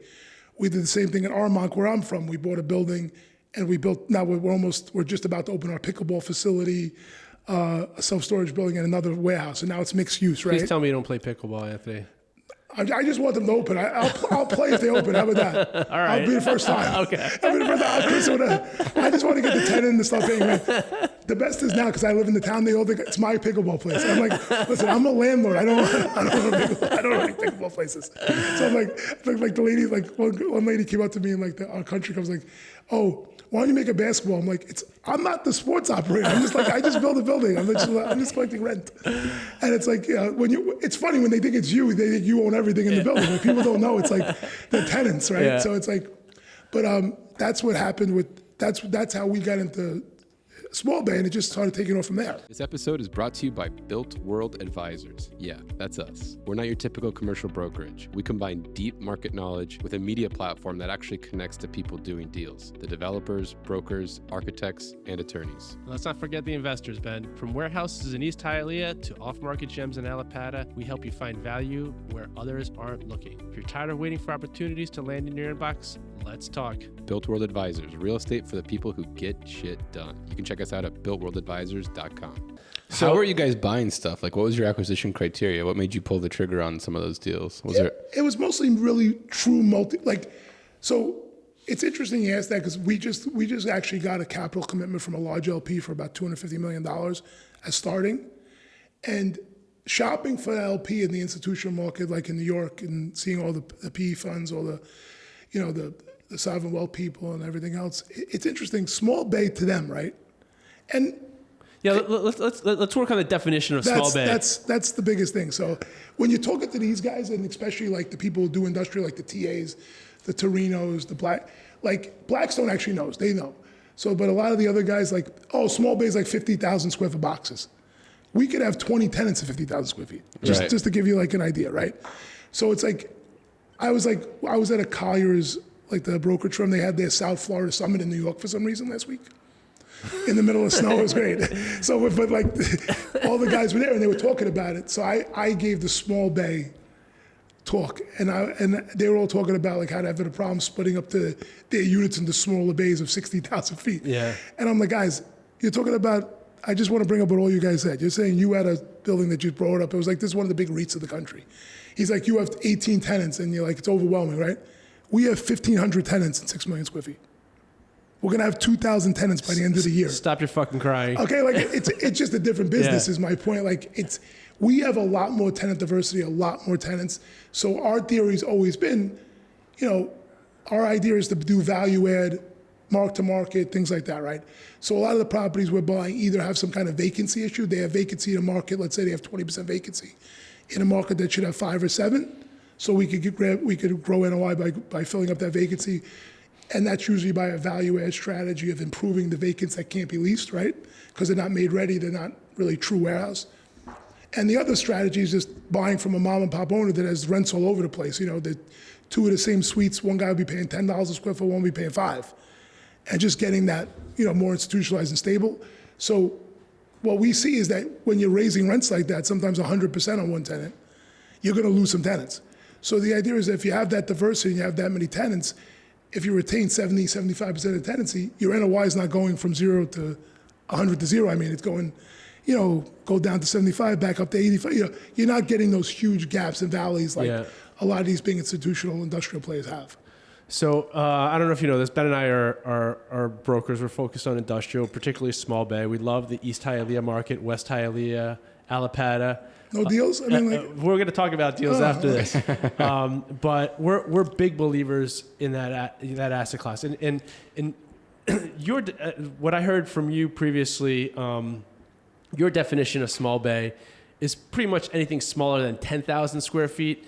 But it's really 2 to 5,000, between 1 and 5,000 square feet, right? So our average is 3,500 square feet in our portfolio. Yeah. That's our average suite size across everything we have. Yeah, and so that's true small bay, multi-bay, right? Yeah. So you're buying buildings that are 20, 30, 40, 50,000 square feet that have, subdivided into these smaller bays. What's the largest small bay building that you have? A single building? Yeah. Probably that's got small. A park. Let's say park better. Yeah. The biggest park we have is probably 600,000 square feet, and that has 170 tenants. That's the biggest suite size. Yeah. And so the smallest park we have is like 30,000 square feet with 30 tenants. So it's a little, we have that kind of diversity. Yeah. And so let's talk about the demand for small bay, zoning. And we love this asset class, and I'm just talking in Miami. What we've seen, right, is that no one's building any more of this stuff. And in Miami in particular, the supply is dwindling. Like you have areas like Wynwood, Little River, Little Haiti that used to be all these small bay markets that are now being either demolished, redeveloped into apartments, condos, converted to office, to retail. And I think you mentioned in one of your podcasts that we haven't seen any real construction of small bay in probably the last 25 years in the United States, or something like that. I don't think you will. Yeah, and we won't see it. Probably 6 to 7 years you won't see it. I mean, that's just, I'm not an expert, but I guess I am an expert. But you are an expert. My opinion is that you probably won't see it. There's a couple things that could happen, right? Let's go micro and macro, right? Yeah. Micro in a market, like let's say in the Northeast in New York or maybe in Miami, even Miami is dense enough, right? If you get rents to 30 triple net, 35 triple net, now you're getting enough rent where you could actually probably construct, right? And you guys are hitting that in New York, 30 triple net. We have leases in one. We only have one building in New York, so I don't want to be exact where it is. I don't want to tell people what they're paying, but we have $25, $26 triple net. Wow. In Hialeah, we could get $20 triple net in certain small units. I believe it. But like, you know, in an urban area, right, you got to figure your replacement cost on something, a true small bay building. When I say true small bay, you got to remember like the Bearings of the world, the people that you hear are developing small bay, they're developing mid bay. They're not developing small bay. They're developing 10, 15, 25,000 square foot boxes. That you could probably still pencil out like $250 a foot, right? Let's say so that's $250 to build it, right? Maybe a little bit more depending on the market with land cost. But that means you'd have to get like 22 triple net all day on a 10,000 square foot space to make that make sense, which is hard to get. It's tough. Especially where you could find land that will allow you to build it. Yeah. So you talked about zoning, right? I go in front of a lot of planning boards for storage buildings where there's no tenants and no people basically and no demand, and they crucify you. Okay? Imagine going there and saying, I'm going to build a business with 60 unique businesses that you don't know what they're going to be. You don't know what their parking needs are, and we're going to put this in the middle of your neighborhood. What do you think they're going to say? Get the fuck out of here. That's what they're going to say. They're going to say, like, you'll need like 10,000 spots. Yeah. You'll have your parking lot will be bigger than your small bay facility. Like, there is no way you could ever replicate this stuff again. That's my opinion. I think that's a bigger driver than even when you get to a rent that you could actually probably build. I don't think you're going to get through a zoning board even in a friendly area, because how could they even justify to their constituents that they're going to approve something when there's 60 businesses, they don't even know what they're going to be. Like, you could have some of our parks have a restaurant, a boxing gym, a barber shop, a recording studio in the same place. Yeah. Like, every one of those have different parking uses, different needs, different business hours, so you don't know what time the park's going to be open. Yeah. You know, like, imagine like selling that to a community. And some of our parks are in the middle of residential neighborhoods, some in the middle of like downtown urban areas. Like, those urban infill sites are definitely irreplaceable, because there's no way anyone's going to build them again. Yeah. There's no way you're going to be able to replicate them again. So I think that's another hurdle. So it's a good moat, like using Warren Buffett's term. You have a nice economic moat around you. You have price of construction still high, and it's going to keep going up, I think, because inflation's real. It's going to stay. I mean, I don't know if people have been paying too little, too long, or just that things are getting more expensive, but resources are going down. The amount of people in the world are going up, demands are going up, so stuff's going to keep going up in value, right? I mean, maybe some of the weakening in the dollar that Trump's trying to manipulate to happen might help a little bit, but I don't think it's going to soften construction costs. If anything, they'll stabilize, right, where they grow 3% a year, but they're already much higher than they ever were. Yeah. So you're in a problem, right? So land costs are going to keep going up as we see, right? And I just think you have that economic factor, you have the zoning factor, right? You have the barrier entry, and you also have like, there's a lot of, like, it's always cheaper to repurpose something than rebuild it. So you're gonna have people that might say, okay, I'll buy a park that's a little run down, totally do a real value add, like renovate it completely. And you see some of that, like one of the weakest areas we have in one of the stuff we bought previously, some of the legacy assets was in Dallas, right? Because another big fund came in, vacated the property, a 700,000 square foot property, purposely vacated it to redo all the suites. So the market had like 12,000 square foot of vacancy. They put 700,000 into the market. So that hurt our asset drastically because we were like the direct competition. And like when you do something like that, right, you hurt yourself because now you have vacancy you caused, and like you're not going to get all the tenants still. So it's going to take you. So I think they learned that, this fund, and they probably won't do it again. But that's what you might see start happening. Someone might just come in and say, listen, I'm just going to vacate this place, buy it for $150 a foot, put $50 in, I'm still at 200 a foot below replacement cost, and now I got a brand new small bay asset, right? And I don't have to worry about zoning because it's approved. I don't have to worry about waiting for planning board approval, it's done. So you might see some of that happening with the bigger funds who have that kind of capital to not take debt out, just buy a place outright, then take the debt out. So if you have that, it might work. But I mean, I just think there's so many barriers, like you said too, in like Hialeah, let's say. They're demoing every building in Hialeah to put apartment houses. Yeah. And residential always gets approved, right? Because the zoning board loves residential because Yep. you're putting more people paying taxes, right? So that's something else. A lot of these areas are getting that kind of development, which is taking down the small bay warehousing and a lot. I'm sure you guys remember as brokers that was a big thing before COVID, taking all the industrial, rezoning as residential. Yeah. So you took a lot of the industrial land out of the country basically by doing that, right? And like where else? I just think visually too, it's not the most aesthetic thing, right? Having all these businesses, all these trucks going in and out. I think you have a lot of barriers to entry that protect our industry. And I think the value is gonna keep going up. And I think we were talking about when I first came in, I think the only thing you might see is that the bases are creeping up, right? But the cap rates will go up to reflect that, so you're buying it at a higher cap rate. But like we just saw a deal now, it's like $260 a foot in Miami, but it's like a 7 cap. Now, is that basis scary because of the cap rate? I don't know. You know, Is that a broker 7 cap or is that a real 7 cap? It's a 7 cap. It's a 7 cap on their in-place revenue, on their in-place NOI. So we don't trust. I shouldn't say that. I trust every broker. They're amazing. Yeah. Every OM is 100% accurate. They hate us like all the big firms because we always ask for a Yardi rent roll from the seller. Yeah. Like actually printed out from their accounting software that we could check because like you gotta check. Yeah, and you also got to see what they're actually, how much are they actually recovering? Because like the brokers show no CAM leakage. There's never leakage. Yeah. Like there's always some legacy leases that they might have a base year, they might not be paying CAM. So you got to check all that, run it down, then you get the true NOI, and then you see what there really is, right? And you got to remember too, when you go in, that's the funniest thing. A lot of the guys who underwrite these deals, they're just going to raise CAM $3 a foot and no one's going to leave. Sure. Like, sorry, like so to show you the detail of what we do in analysis, we have a column, CAM increase projected, right? Projected increase in rent just from CAM. So you can see what that's doing to the tenant, their percentage of rent. So you see all these levers, what's it doing? So then you could justify a renewal rate to that tenant based on their increase in CAM and their rate. Because you got to look at the gross number. The gross, of course. Oh, absolutely. It's the only thing that matters. The only thing that matters. They don't care. Especially in Hialeah or like Alabama. Well, I mean, it's so funny because I think that's one of the secrets, I don't know, not secrets, but interesting angles of small bay that a lot of people don't realize.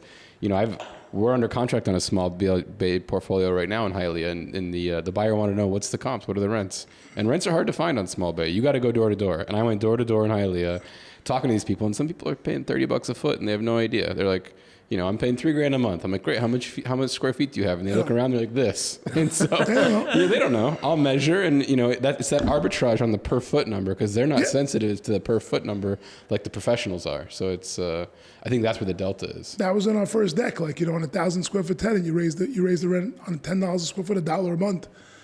It's not $1 a square foot. That's only $100 a month. It's not bad, right? Yeah. Right. To them, they're like every week, whatever. every year. It's not bad, right? Like, Yeah. That's pretty good. That's a pretty good increase in the rents.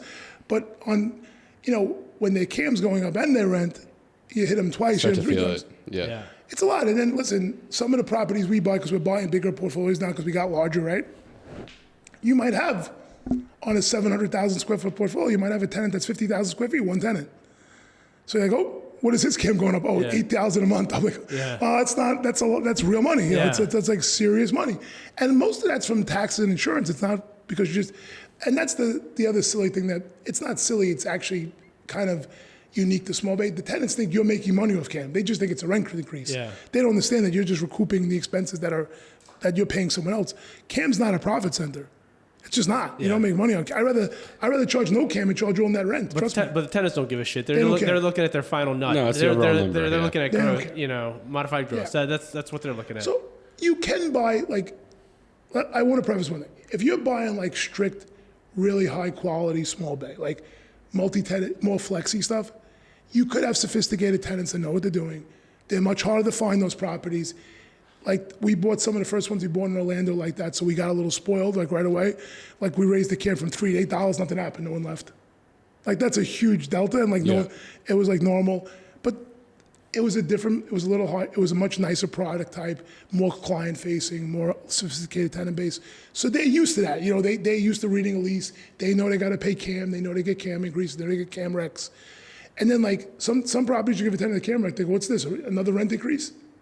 They don't know what it is. Yeah, the auto body shop in Hialeah doesn't care. Yeah. Just tell me what I need to pay. So in Hialeah, we did something very unique. We had our property manager. She's a native Spanish speaker. She was grew up in in Miami. She went to every tenant before we raised the cam, because we even took the 1st of January to explain to everyone, listen, our cam's actually more than this. We're going to accept leakage, not to increase yours that much. For the first year, we're going to charge you, they're going from 360 to 5, okay? We're going to try to limit the cam rec to as low as we can, and we're going to show you what leakage we're taking, so we're in this with you. We're making a deal with you, okay? They all appreciated that. They're like, oh, these guys are trying, you know. They're not like the other guys just sending us bills. I'm like, we're not going to do that. We're going to go to every tenant, explain to them what's happening. And listen, some of them that complain, they're up for renewal. Like, listen, we'll give you an extra month free to help with the cam. You got to work with the tenants. They're small business owners. And what we try to do, because we, you know, to go back at the basis, we've realized that we had to manage everything ourselves. So we have an integrated property management company called BaseSpace. So we manage everything ourselves. So one of our big things that I push specifically as the president, like I tell them, I want you to know every tenant, because I'm sure you guys know from being brokers in these areas and things like that, these tenants, if they have a personal relationship with you, they're going to pay the rent. Yep. They get honor their commitment. They're prideful guys, prideful girls. They have good businesses that they started, they're very proud of. They want to make sure they pay their responsibilities. If you treat them like an absentee landlord and never there, you're going to get screwed. Let's be honest. Like, you know, they're going to see you as another guy to take advantage of, and that's it. Like, I'm going to make money off my landlord because he's not around. Yeah. So you got to be present with these guys. You got to be on top of them. Like, we don't let people fall more than 2 months behind. That's it. In Texas, you can lock them out, which is just put a padlock. It's amazing. Like here, Florida should. In New York, they stay for 2 years, right? I have a lobbyist right now working on that in Florida. No, I'm just kidding. Like that. Lock him out. New York, the guy can live there, you can't get rid of him. He'd be living in the industrial, you can't get rid of him. It's crazy. New York's like totally different. During COVID, you couldn't kick out a commercial tenant for not paying rent. It's crazy. Like it was insane. Like, but in Texas, 3 day notice, you lock the door, padlock, and he doesn't have to open it until he pays his full rent. That's amazing. It's pretty amazing. Yeah, it's great. Hardcore. The Wild West. Yeah, but remember, like some of the property managers get all like hyped up on it. Like, yeah, you have no tenants, you lock everybody. So it's like great. You don't want to lock everybody. You gotta also still work with them. You know, like. Yeah. And listen, we don't charge late fees if someone pays every month on the 20th. Like, that's okay. Then they pay every month. Like as long as like that's their history, we don't. We charge late fees like based on history. So if they pay every month on the same day, it's late. But it's every same day. We don't. Yeah. We consider it on time. Like we're like that kind of owner. I think that's what gives us an advantage in this business a little bit, because we're a little bit. We became more institutional, but we're not institutionalized. If that makes sense, we don't have like strict, rigid programs that we do, because you can't. With this business, with this asset class, you have to be nimble. You have to be able to move and change things on every property, because everyone's unique. Yeah. Everyone's got a unique tenant base. Some's more auto body, some's more home. Like you got to be conscious of those cycles they're having in their business too. You guys have really scaled up since you started, right? When you started, it was a few employees, and now you have over 50? We had three. Two. I think it was me and 2 guys. That was it in the beginning, and my partners. But yeah, and then now we're at 54, 50. I don't even know how many people. There's a lot of people. What's that ride look like? Like, what's? It's bumpy. Yeah. It's bumpy. I mean, how are you scaling up that fast? Like, what's going on? What's your day to day? It's got to be hectic. It's hectic. I mean, like, listen, there's a lot of. I think someone on my executive team said I teach with the Socratic method. You know, that like I ask questions, let them answer them. Yeah, and a lot of people don't like that much. Oh, that's the best method. Of course, I want people to find out what they're doing wrong. So I'm like, do you think this is a good idea? Like I just ask, like some things it's okay. I'm not trying to be sarcastic. I'm just trying to make people learn. But it's bumpy. Like we probably had 100% turnover in certain positions, like twice. Mm. And listen, it's not. That's probably one of the hardest things to do is hire people today. It's not easy. You know, it's not.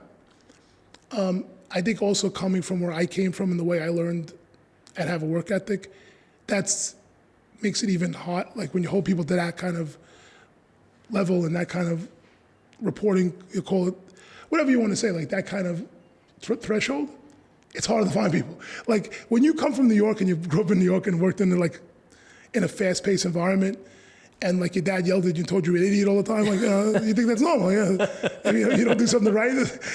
Learn. There was no teaching. Like you have to go learn. Like I remember, like I had to do like an underwater demolition for like LeFrak. I never did it before. I had to hire divers. I was reading books on in the middle of the night. It sounds like, dope. Yeah. And like you're trying to like, you have to like, there was no like talking. Like I had to build a platform to put a crane to pick stuff out of the ocean. And like I was like, oh, figure it out, right? And you start researching, you hire engineers, you study it, you get it done. I mean, today people would like, they would just like quit. Yeah. They're like, I'm not doing that. It's too much risk. Like, you have to be adaptable and you have to learn and you have to ask questions, right? If you don't know, it's fine. I wish more people that work for me would just say like, I need help, I don't know. That's honest, truthful, and you can help that, right? When people just hide things and then just do it wrong, it just makes things worse. Like, so that's a lot of the issues you have. But most of it, I think the hardest thing in any business, in my opinion, for managing a big business now is like hiring people, getting the right people in the positions, and lowering your expectations where needed for certain positions and hiring them for others, right? And just expecting that. What you really want is someone that's on their own, right? That's trustworthy to do what they say they're going to do and not worry about what their outcome is as long as they're doing what they're supposed to do, right? And what I feel is like you don't get that a lot today. And I don't know if it's just people weren't in their past positions like held to that standard. So I'm not sure what it is, but listen, I think we have a lot of good people now after the third or fourth iteration of it. And, we haven't, I don't think there's no one like set to be laid off or anything with all the employees. Everyone's fine, though. We gave a lot of good bonuses last year. Everyone seemed very happy. We have a Christmas party. A lot of our people are remote, so we do like 2 offsites a year where everyone gets together. We're trying to build a corporate culture. And I think a lot of people love working for us, and I think a lot of people don't like it, right? Yeah. So I think we got half-half. We're trying to be like one of the best places to work. Maybe next year we'll get on that. And, I got voted best boss. I was very surprised. I told everyone they had to vote or they're fired. No, I mean, like, but it's the funniest thing with people like on an exit interview with our HR head of HR, like they always say I'm great. I'm like I don't get it. I'm like I don't like. No one blames me. They always blame the person they work for. I'm like this is amazing. Like they always like Anthony's. I wish I worked directly for Anthony. He's amazing. I'm like oh thank you. He's nice. All he does is ask us questions. And on the scale side, it's like sounds like personnel is like the biggest challenge. What about finding deals? Because I feel like we had a brief conversation when you first walked in that deal flow slowed to a trickle just with interest rates and everything else. So like, how are you guys sourcing deals that make sense?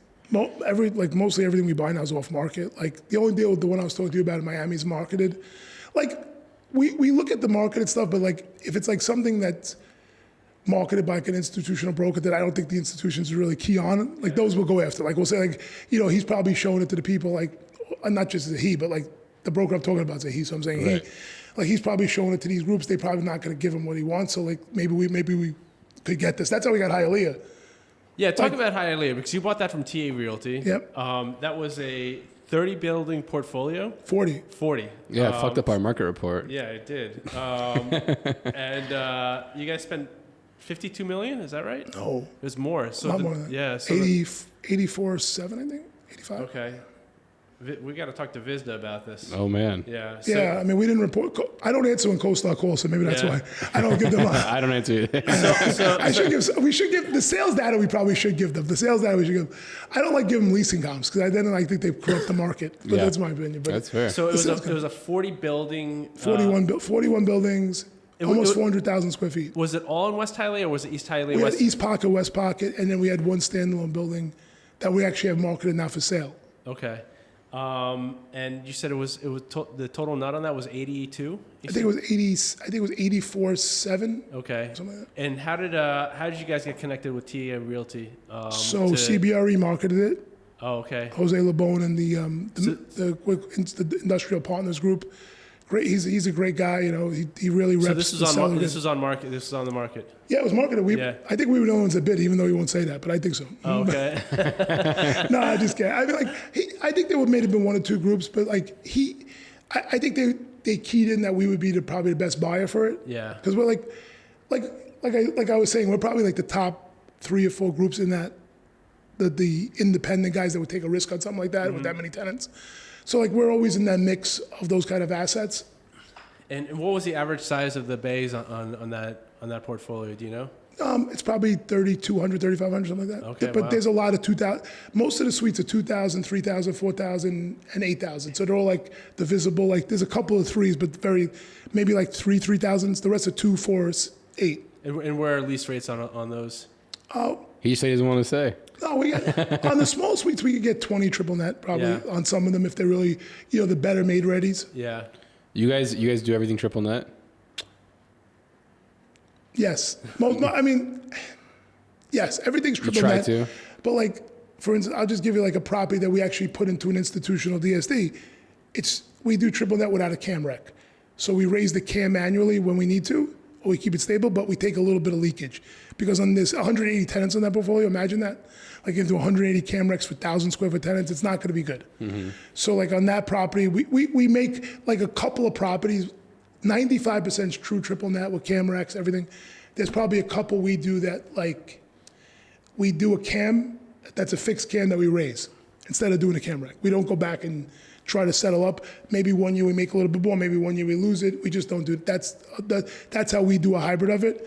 And on some of the officey spaces that came with certain portfolios, we do modified gross with a base year. That makes sense. Yeah, and then so Link from Blackstone, they do a couple of gross leases too, because they had the same problem. Like, it's funny. I was talking to one of the asset management that we were having the same problems they have. Like some of the tenants, like on bigger parks, when you have a lot of small suites, you could actually get bigger bumps on a gross lease if you control expenses. So it makes sense to charge a gross number. But for us, we're not even close. So when we want to sell stuff, you get a better exit with a triple net lease. That makes sense. Yep. And due diligence for a deal like that adds to be a bear. 40 buildings, like that many tenants. How big of a team's underwriting that deal? We spent like $600,000 on D-Day just to give it a number. Like, I bet. Like we did we do lease abstracts on every tenant. We do lease reviews with a third party. We do a third party CAM review.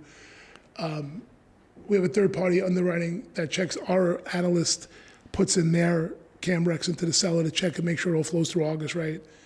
We do a roof report, an MEP report, a PCA, every kind of report, demand.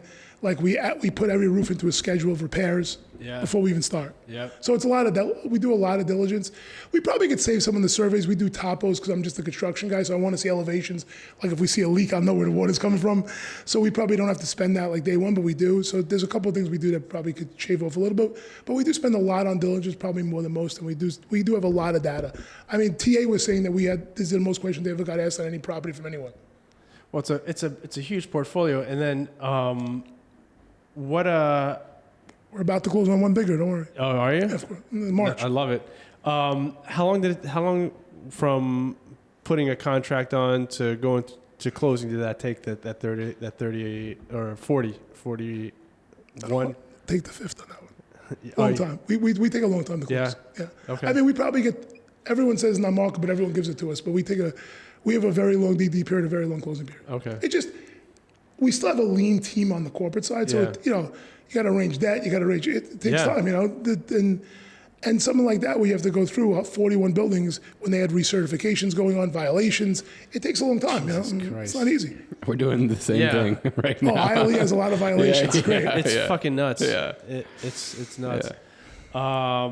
Link's the best with that when you buy from them. They're just like, we'll give you up to $2 million to close, and we'll just bond it off with violations. They don't get they're like, just whatever you don't use, send back to us. We'll come to an amicable deal. They just want to close. Like it's very funny. They're great like that. Yeah. They are like we bought one great portfolio from Link. It was one of the best ones we bought. They're amazing.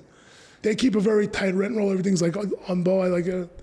Well, you expect that, right? They're the biggest one. They should have the best delivered desk. Those guys kind of seem like the only ones that have really been trading, really, like with velocities. Link and TA, the big groups. Not an expert on Blackstone or TA's business, but when you have a fund like that didn't do good for a couple of years, you got to sell the stuff that makes a lot of money. Yeah. So you look for returns, and that's what they're selling. It's not that they want to get in the markets because they own stuff right down the block. Like they're selling they're selling stuff in Texas where they own stuff like 3 blocks away, so they still like it. I think they're just trying to peel off assets where they feel like they get the most bang for the buck that maybe not fits perfectly into their bucket. Yeah. That makes sense. Like I think, and they need to make returns, and you're not going to sell like built to rent. So right now you're not gonna. So I think what do they have to sell? They have all the stuff they bought from PS Business Park, and they bought in the industrial sales where they can make a lot of money. So I think that's what they're picking to sell. That's propping up the fund returns. Yeah, you got to make returns. That makes sense. So are you guys just buying portfolios now, or are you guys buying one-off buildings? No, we'll buy one-off deals. What's the minimum size that you guys do? So with our new strategic partner that committed the $250 million, it's $30 million deals and over. Oh wow. So we have to show them everything and see if they want it. And we have one deal about to close in March with them, and another deal that we sent them for approval. So that would bring us to like 1 million square feet in Atlanta, a new market for us. So we're going to go into Atlanta, and we're also adding another 500,000 square feet with those portfolios in Orlando. Dang. So Orlando's our biggest market. Yeah. We're probably the largest small bay owner in Orlando, by far. We have like almost above 2.5 million square feet now. Damn. I wanted to ask you a question about replacement value. Everyone loves talking about replacement value, buying below replacement cost. Maybe it's just me, but aren't you always buying below replacement cost? Like, when does buying a building that exists ever exceed replacement cost? You could buy a new building in a really good area that you could probably build cheaper. You can. Some people do. That used to happen all the time, like in Manhattan for an office building, but that was because it's occupied. Right. So the idea is what they like to see from us is what we put in the back of our modeling and our presentation material. We put a detailed analysis of what we're buying below replacement cost and how we got to the replacement cost value. So we'll show estimated land value, estimated hard cost, soft cost, debt fees, and everything else, and then we come to a number, and then we show them the delta between what we're buying at what the replacement cost is, so you see that percentage. So if that's like below, if you're like close to 40-50% of that, that's amazing. As long as you're not at 70-80%, you're probably pretty good. So most of the deals we buy are 50 to 60% of replacement cost. That's what we usually stay at. So it's less about just strictly buying below replacement cost. It's actually what's your ratio or what's your percentage below replacement cost? Because you have a discount, right? So then you can prove your exit works because your basis works, things like that. That's what they're looking at. But I think you're going to start getting to a point in Miami, especially like, is someone going to spend $400 a foot in Miami? I don't know. Records are made to be broken, but not every year. Yeah, I guess it depends on the leases, but what we're seeing is the total number and amount of transactions starting to plateau, and prices also are starting to plateau. I mean, volume's coming down, prices are plateauing. So you got to remember too, you had that big COVID. Yeah, flux, 22 right? is nuts. Yeah. Prices doubled in the last 5 years. Yeah, so now you got that little bit of time before people are going to start selling, right? Yeah. And then you'll have another bump probably if interest rates keep going down, right? You'll have people that look, maybe this is not going to happen for a while, so let me try to sell. I think you could have some of that happen in the summer and spring. I mean, you don't know, Trump might put Maria Bartiromo as the head of the Fed, so you never know what's going to happen. So if that happens, and someone cuts rates to 50, 60 bips, and you're at 3%, you could borrow at 4.5, 5. You'll see people trying to sell at 5.5 caps, and then you'll see exits, right? You're going to have to, because no one knows if that's going to happen again for a while. Because that instability is there, right? There's a lot of things going on in the world people don't realize. Inflation's still creeping up. You have geopolitical issues. You have things that you didn't have before, right? People kidnapping world leaders. No, it was amazing. But I'm just saying, things like that happening. So you don't know what's going to happen. So people get a little nervous. I mean, I think because he is who he is, he gets that business people to like him. So no matter what he does, everyone thinks the market's going to be better. The next guy, right, it's going to be he's not going to have that. So I think the more factual things that are happening and creep up, come out of the woodwork as real numbers, because people don't realize, gas is low now because everyone's producing a lot, right? If someone cuts back production, the price is going to go up, right? So you have things that could happen that could change things quickly. So I think if you see a drop of 50, 60 bips in the Fed rate, you'll see sales. People are gonna come out and try to market stuff just to get it out, because they don't know the next time that's gonna happen. It might go back up, it might creep up. So I think you'll see a lot of transactions call it midsummer to the end of the year. God, I hope you're right. Yeah, I love that. I love that prediction. And then, so have you guys? You talked a little bit about this, that the mid bay, right? The 10 to 50,000 square feet. I mean, we tend to refer to large bay as anything over 100,000 square feet, but even the 10 to 40,000 square feet, that stuff hasn't been built very much either. Do you guys see opportunity in there as well, or not really? there's definitely opportunity just not for us. Yeah. Okay. I don't want to be the guy. I don't want to lease the 20, 50, 30,000 square foot tenants that have marketing power and buying. I want to lease to the small business owner, make a deal with him, let him grow on our property, and keep him for a long time. Right? Yeah. I just don't feel those tenants are as sticky. I don't feel like they don't put as much into the space. Those are mostly true warehouse uses where they keep most of it unbuilt. I like more office build out and more business owner call an investment into the property. So the stuff we do the best on is probably 50-50 built out office warehouse. It's not 80-20. Like, those are the best performing properties we have where a guy comes in, puts, like in Hialeah, we're having a tenant come in, he's gonna spend $1 million on his own space. No TI. He's putting it all in. He just wants a little lower rent to justify that. We're like, okay. Like the guy's gonna build out a whole commercial laundry in one of our buildings in Hialeah. Like, that's amazing. That's what we like. Yeah. Because he's putting that money in, he's not leaving. Yeah. It's just not, like, that's his investment, not mine. Yeah. Like, when you have a tenant that's like 30,000 square feet, you might have to put in $600,000, $900,000 into the space, and that's your money. You're putting no TI into any of this That's stuff. your money. Yeah. Like, then when they leave, I have a space that's built out wrong. Yeah. So it's not a great thing. So the only time we put a lot of money in is if it's very officey and we just don't want to spend the money to peel it back to industrial. Or it's like a first gen space, like that was never touched since there was a tenant there for 20 years who went out of business, and we have to just modernize it. Then we spend money. Like, so on a new deal that we're buying in Atlanta, we have about $2.8 million to put into the vacancies and the known vacates that are coming up, because a lot of those are first gens. Like, there are some spaces, for instance, I'll just give you an example like of what we're buying.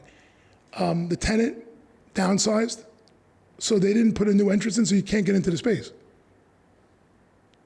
Everyone understands what I'm saying? There's no entrance. Yeah. So you have to go in the back door to get into the back of a downsized space. How do you lease? That's unleasable. Yeah. So like, that's why this property is like 85% occupied in a market that's 93, because there's spaces you can't lease. So like, we just signed an LOI with a tenant for that space under contract. To us put in the entrance, they're gonna do all the TI work, they're a contractor. So our responsibility is to put in, like, file the plans, put in a new entrance, a ADA ramp and everything so they get in, and then they're gonna take the space. That's the demand, like in Atlanta. And in Hialeah, most of the tenants want like $2 a square foot to help them, and then they put in the rest. And they'd rather do the work because those are the kind of guys there, which is great. Yep. So those are the best properties. And the one thing good about South Florida, the demand's real. Yeah. You have like the craziest demand. You guys aren't seeing any softening in demand. No, not demand. There's so much interest. Like, listen, in Hialeah, you have more of those guys like window shopping. They'll get an LOI. They say they're going to go to lease, and they go somewhere else.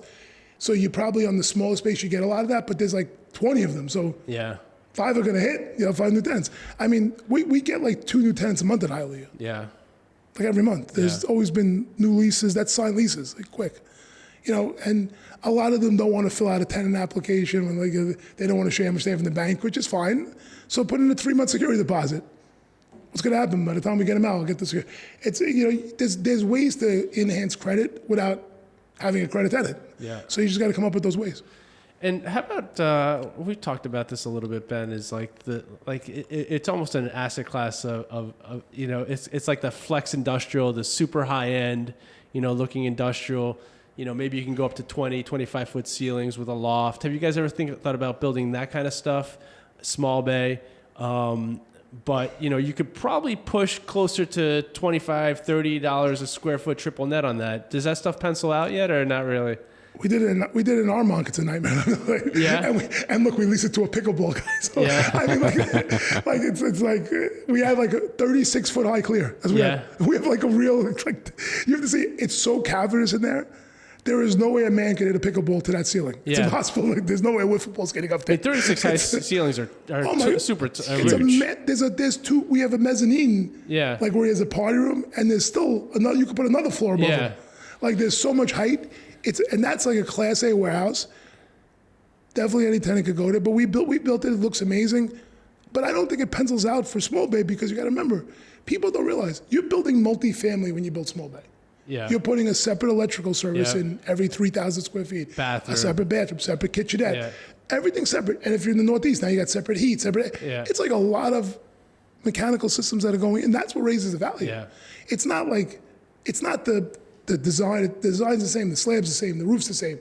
it's that mechanical system and the wall separations. Now you're putting a firewall every 3,000 square feet, and you don't want to be cheap, so you want to put a block wall. Yeah. Okay, that's $35 a foot. Now you got all these things come up. We're developers, right? So when we were first doing this, we had a site in Plymouth, Mass, right next to a storage building we built. Whole zone for industrial. We had the plans designed. We were going to build like 185,000 square feet of small bay. The biggest unit was 5,000. The smallest was 2,500. So they're all integrals like that. You could make a 7,500 if you wanted to by like modular, but that's what we did. We got cost back from the GC. The best cost we got was $228 a foot. Hard cost. That's without soft cost, without land, and without that. Now that is the Northeast. It was in the middle of COVID, so prices were high. But let's say that's $200 a foot. I mean, our basis right now, everything we own is like $160. Yeah. Blended. That's with acquisition cost and all the money we're putting in. So I mean, that's a pretty good. We're still buying way below replacement cost on average. Now listen, Hialeah is more, of course, and things like that where you buy in certain markets. But I mean, if it costs that much to, like, everyone talks about replacement cost on small bay, everyone talks about building it. I only know one PE fund that's building it in a small way. They're building really fancy small bay, but all metal buildings where they could get it pretty inexpensively. And I think they built like 3 projects because it's so hard to do. So it's hard to replicate. And if you're doing that in a real sophisticated submarket of a fancy area, you might be able to find a piece of industrial land that no one wants, right? So you'll get that for like $10, $20 a buildable square foot. Okay, now you got one helping thing. You build a metal building. Okay, that's like, you buy a prefab building, but you build the inside nice. Okay, now you got a metal building that no one wants to buy. So like, you get those things, and it's like, when everyone's trying to make development work at small bay, because you could get a good yield if you get high enough rents, right? But I just think it's not going to happen yet. It's going to happen when the core money comes in, when people are looking, instead of making a 15 to an 18, they're looking to make a 10 to a 14. Like, when that happens, you might be able to get something like that. The core money's getting there. It's coming. Like, you could see it's out there. And I think, some of the secondaries groups and the recaps that you're seeing out there in our space is working. It's just that I think when that happens and rents get high enough, you might see it. All right. Love that. Yeah. So what's the future look like? Yeah. So we're going to spend 2 years with this our new LP. I don't know if I'm allowed to, I don't want to tell who it is because we haven't really finished everything yet. So, but we're really excited about that. We're going to deploy $250 million with them over, call it 24 to 30 months. Probably add another 3-4 million square feet over that time. We have 1 million square feet on the contract right now, which in Atlanta, we're very excited about that going there. We think that's a great market. We see a lot of the similarities to like in Orlando we just see like the same product type, the nice, call it more refined tenancy, a little bit more flexi, just a lot of demand there. All the properties, like a lot of leasing, a lot of velocity. It's all in the northern suburbs, so those markets are really tight. There's not much of this product there. And you could see like links scattered there. It's all the guys there already, so you see it's working. We're excited about that. We're excited about the new partnership. And we're also excited about, we're going to put out a large recap soon of our legacy assets to get new fresh debt on that and buy us a little more time to get that business plan working. Because a lot of those tenancy we bought it from a couple of more unsophisticated ownership groups, and some of the tenancy we had to get out. So we couldn't just raise rents right away. We had to clear out. And we just spent about $6 million on those properties, making all the units ready. So I think we have a lot of different verticals that are coming out next year. We're very busy. We have a closing every 3 weeks for in self-storage or industrial for 6 months now. Wow. So we're pretty happy. And I think we're going to, we have a lot of, the self-storage deals aren't new. They've just been they take so long to get approved. Like some of these deals we've had on the contract for 3 years. We're just closing, damn. It's crazy. So you guys are still doing self-storage? Yeah, we have in Medley, we're building one. Yeah. We'll build another one in Miami with a partner from the land. So we got 2 in Miami, which is good. We just opened 7 of them, and we refinanced them with BlackRock in December. So we refinanced our first 7 stores, got we basically got an inventory loan to let us get the lease up because it took a little longer than we thought with the bank and everything. So we put all those 7 stores, those are all open and operating. 4 of them are 90% occupancy already, so they're doing well. And we have 3 under construction right now. We closed another one in December. We're starting construction on 2 more in the next 2 to 3 months. And we have 3 or 4 more closings. So That we have about, when we're all said and done and we finish open every store we have on, that we actually have now approved, we'll have about, I think, 2.1 million rentable square feet of self-storage, about 30,000 units. It's pretty good. So let me ask you a quick question. As a side party business. Yeah, no shit. Okay. And I know you got to get out of here soon because you got to catch a plane. Yeah, okay. 10 minutes. I was reading through ULI's report. They do this annual report, and they were talking about a new asset class being self-storage condos. That The small bay condos, people are doing it. Yeah, small bay. But they were talking about self-storage condos. Have you guys looked into this as well? I've never saw that. I've seen the small bay. A deal we tried to buy in Orlando. You guys might have saw it happen like recently.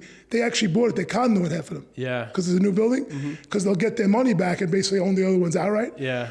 I mean, it's interesting, but it's like, I think it's a lot. I think it's a commercial condos are easier. So I shouldn't be against. I mean, we condoed our monk, but our plan wasn't to sell them like by piece. We're gonna sell them all at the same time.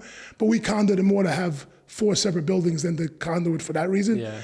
And it's easier to. In outside of Florida, actually, condos are pretty difficult to do because they have a lot of oversight. But most other states, commercial condos are pretty easy because they figure it's not a resident. Who cares? Let them figure it out. The business guys are all big. They were big boys.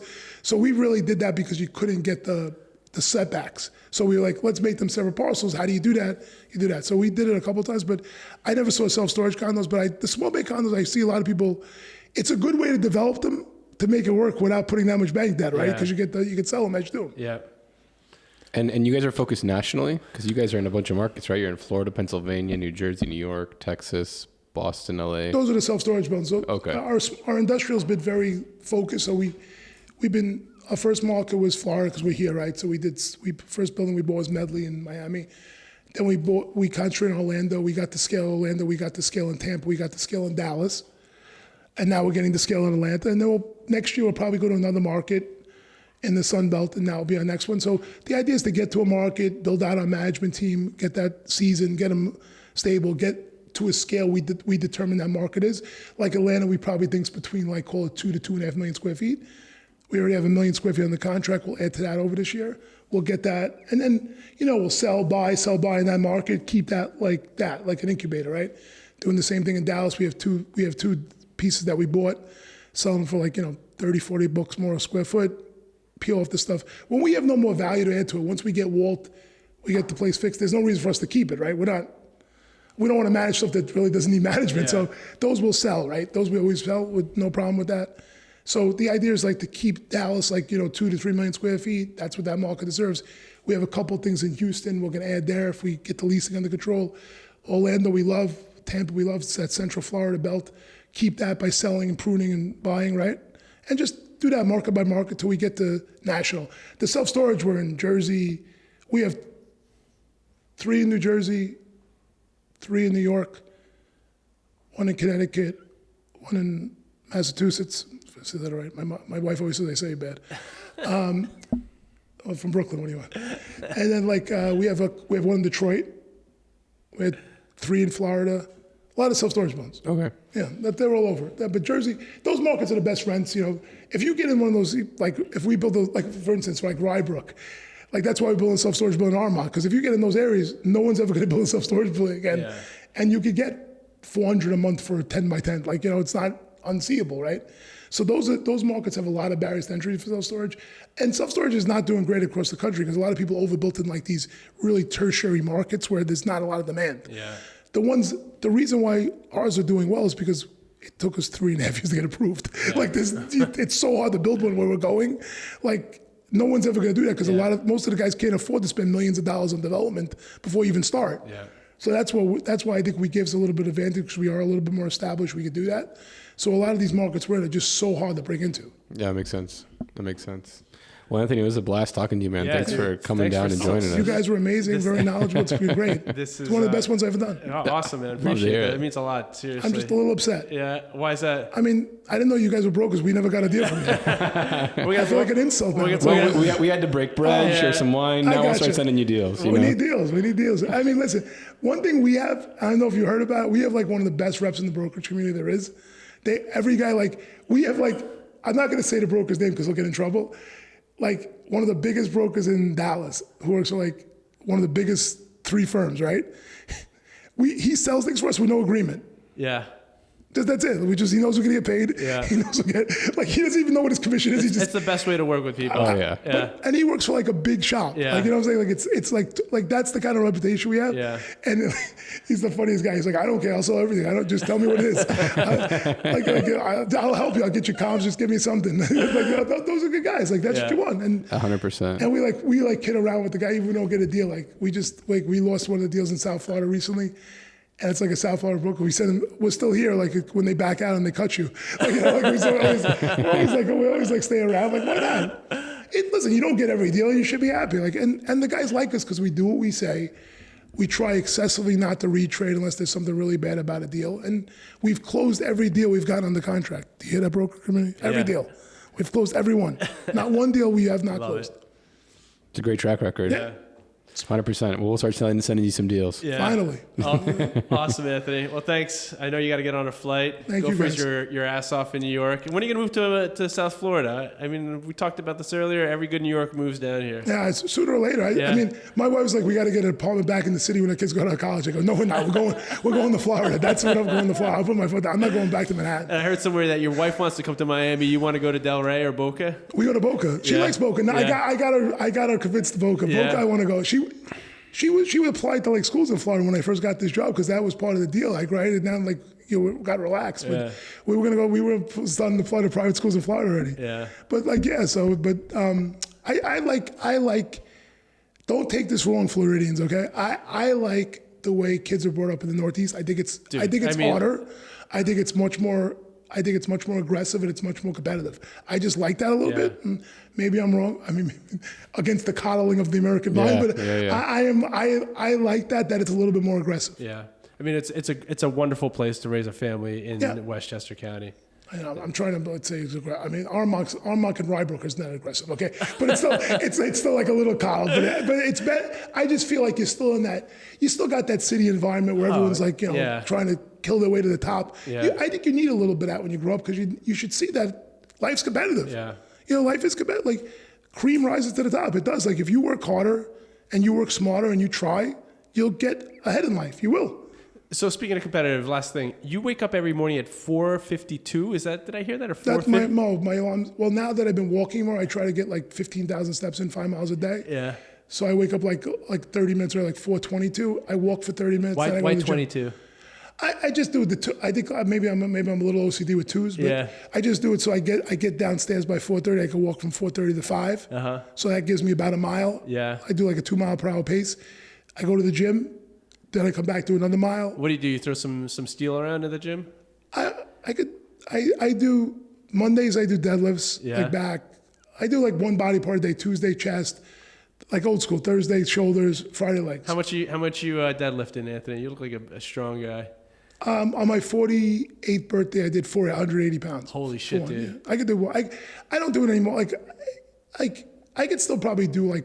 I could do like 415, like 432 or 3 times easy. Wow, dang. But I don't know if I could get back up to 480. I lost weight too. Yeah. People don't realize like weight helps guys, okay? Like when you have like a counterweight, it helps to pull up. Yeah. When you want to, it only helps when you want to lift really heavy. Like, like I lost like 30 pounds. I lost, it definitely feels less stable. Like, like when everything's like, you just feel like, I don't know. Your center of balance is off. Yeah, I can't like describe what it is. I don't know. Like you feel like less like, you still feel strong, but you don't feel as like it's not as compressed. I don't know what it is like exactly. You just like when I was really heavy at once too. I was 520 pounds. Holy shit, dude! I was 520 pounds once, and so now, but then I got like a little heavier after like getting married. So I think the heaviest I got back up to was like 415, and now I'm like under 300.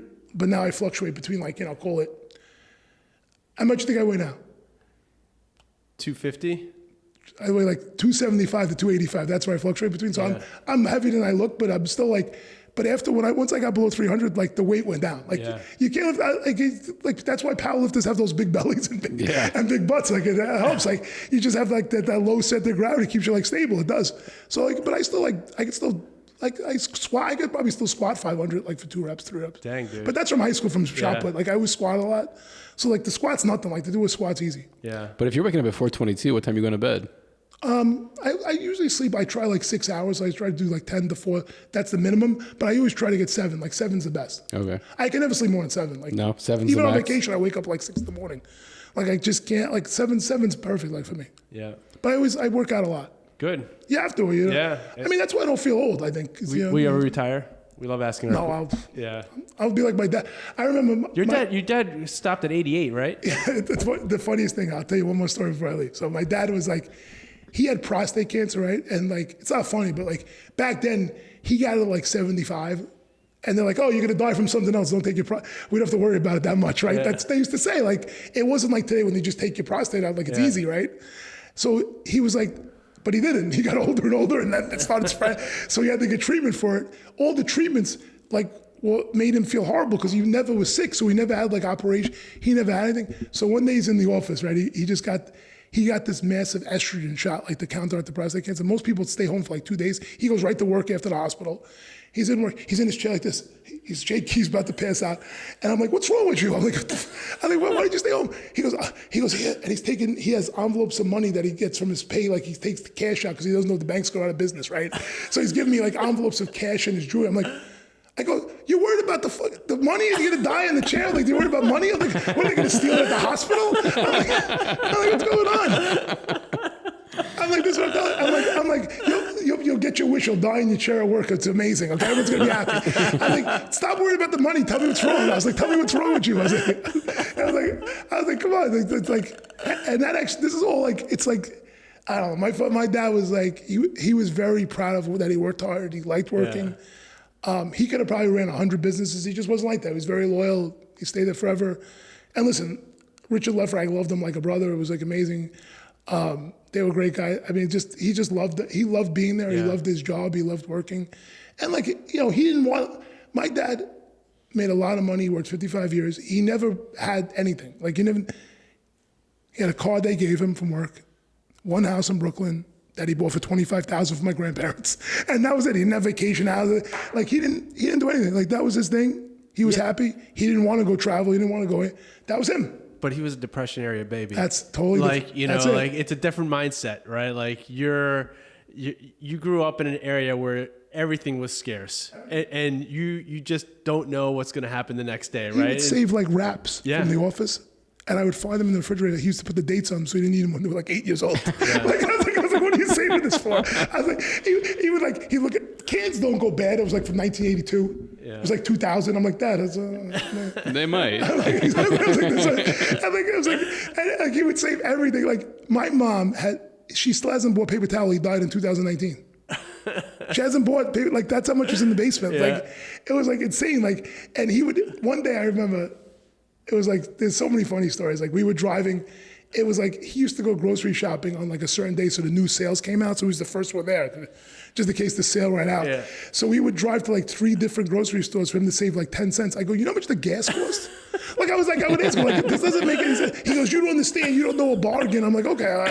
I'm like, this doesn't make, like, me and you get paid a lot. Like we're in a car for like 2 hours going to different grocery stores in Jersey. I'm like, this doesn't make a lot of sense. And he goes, you don't know what you're talking about. I was like, okay, whatever you say.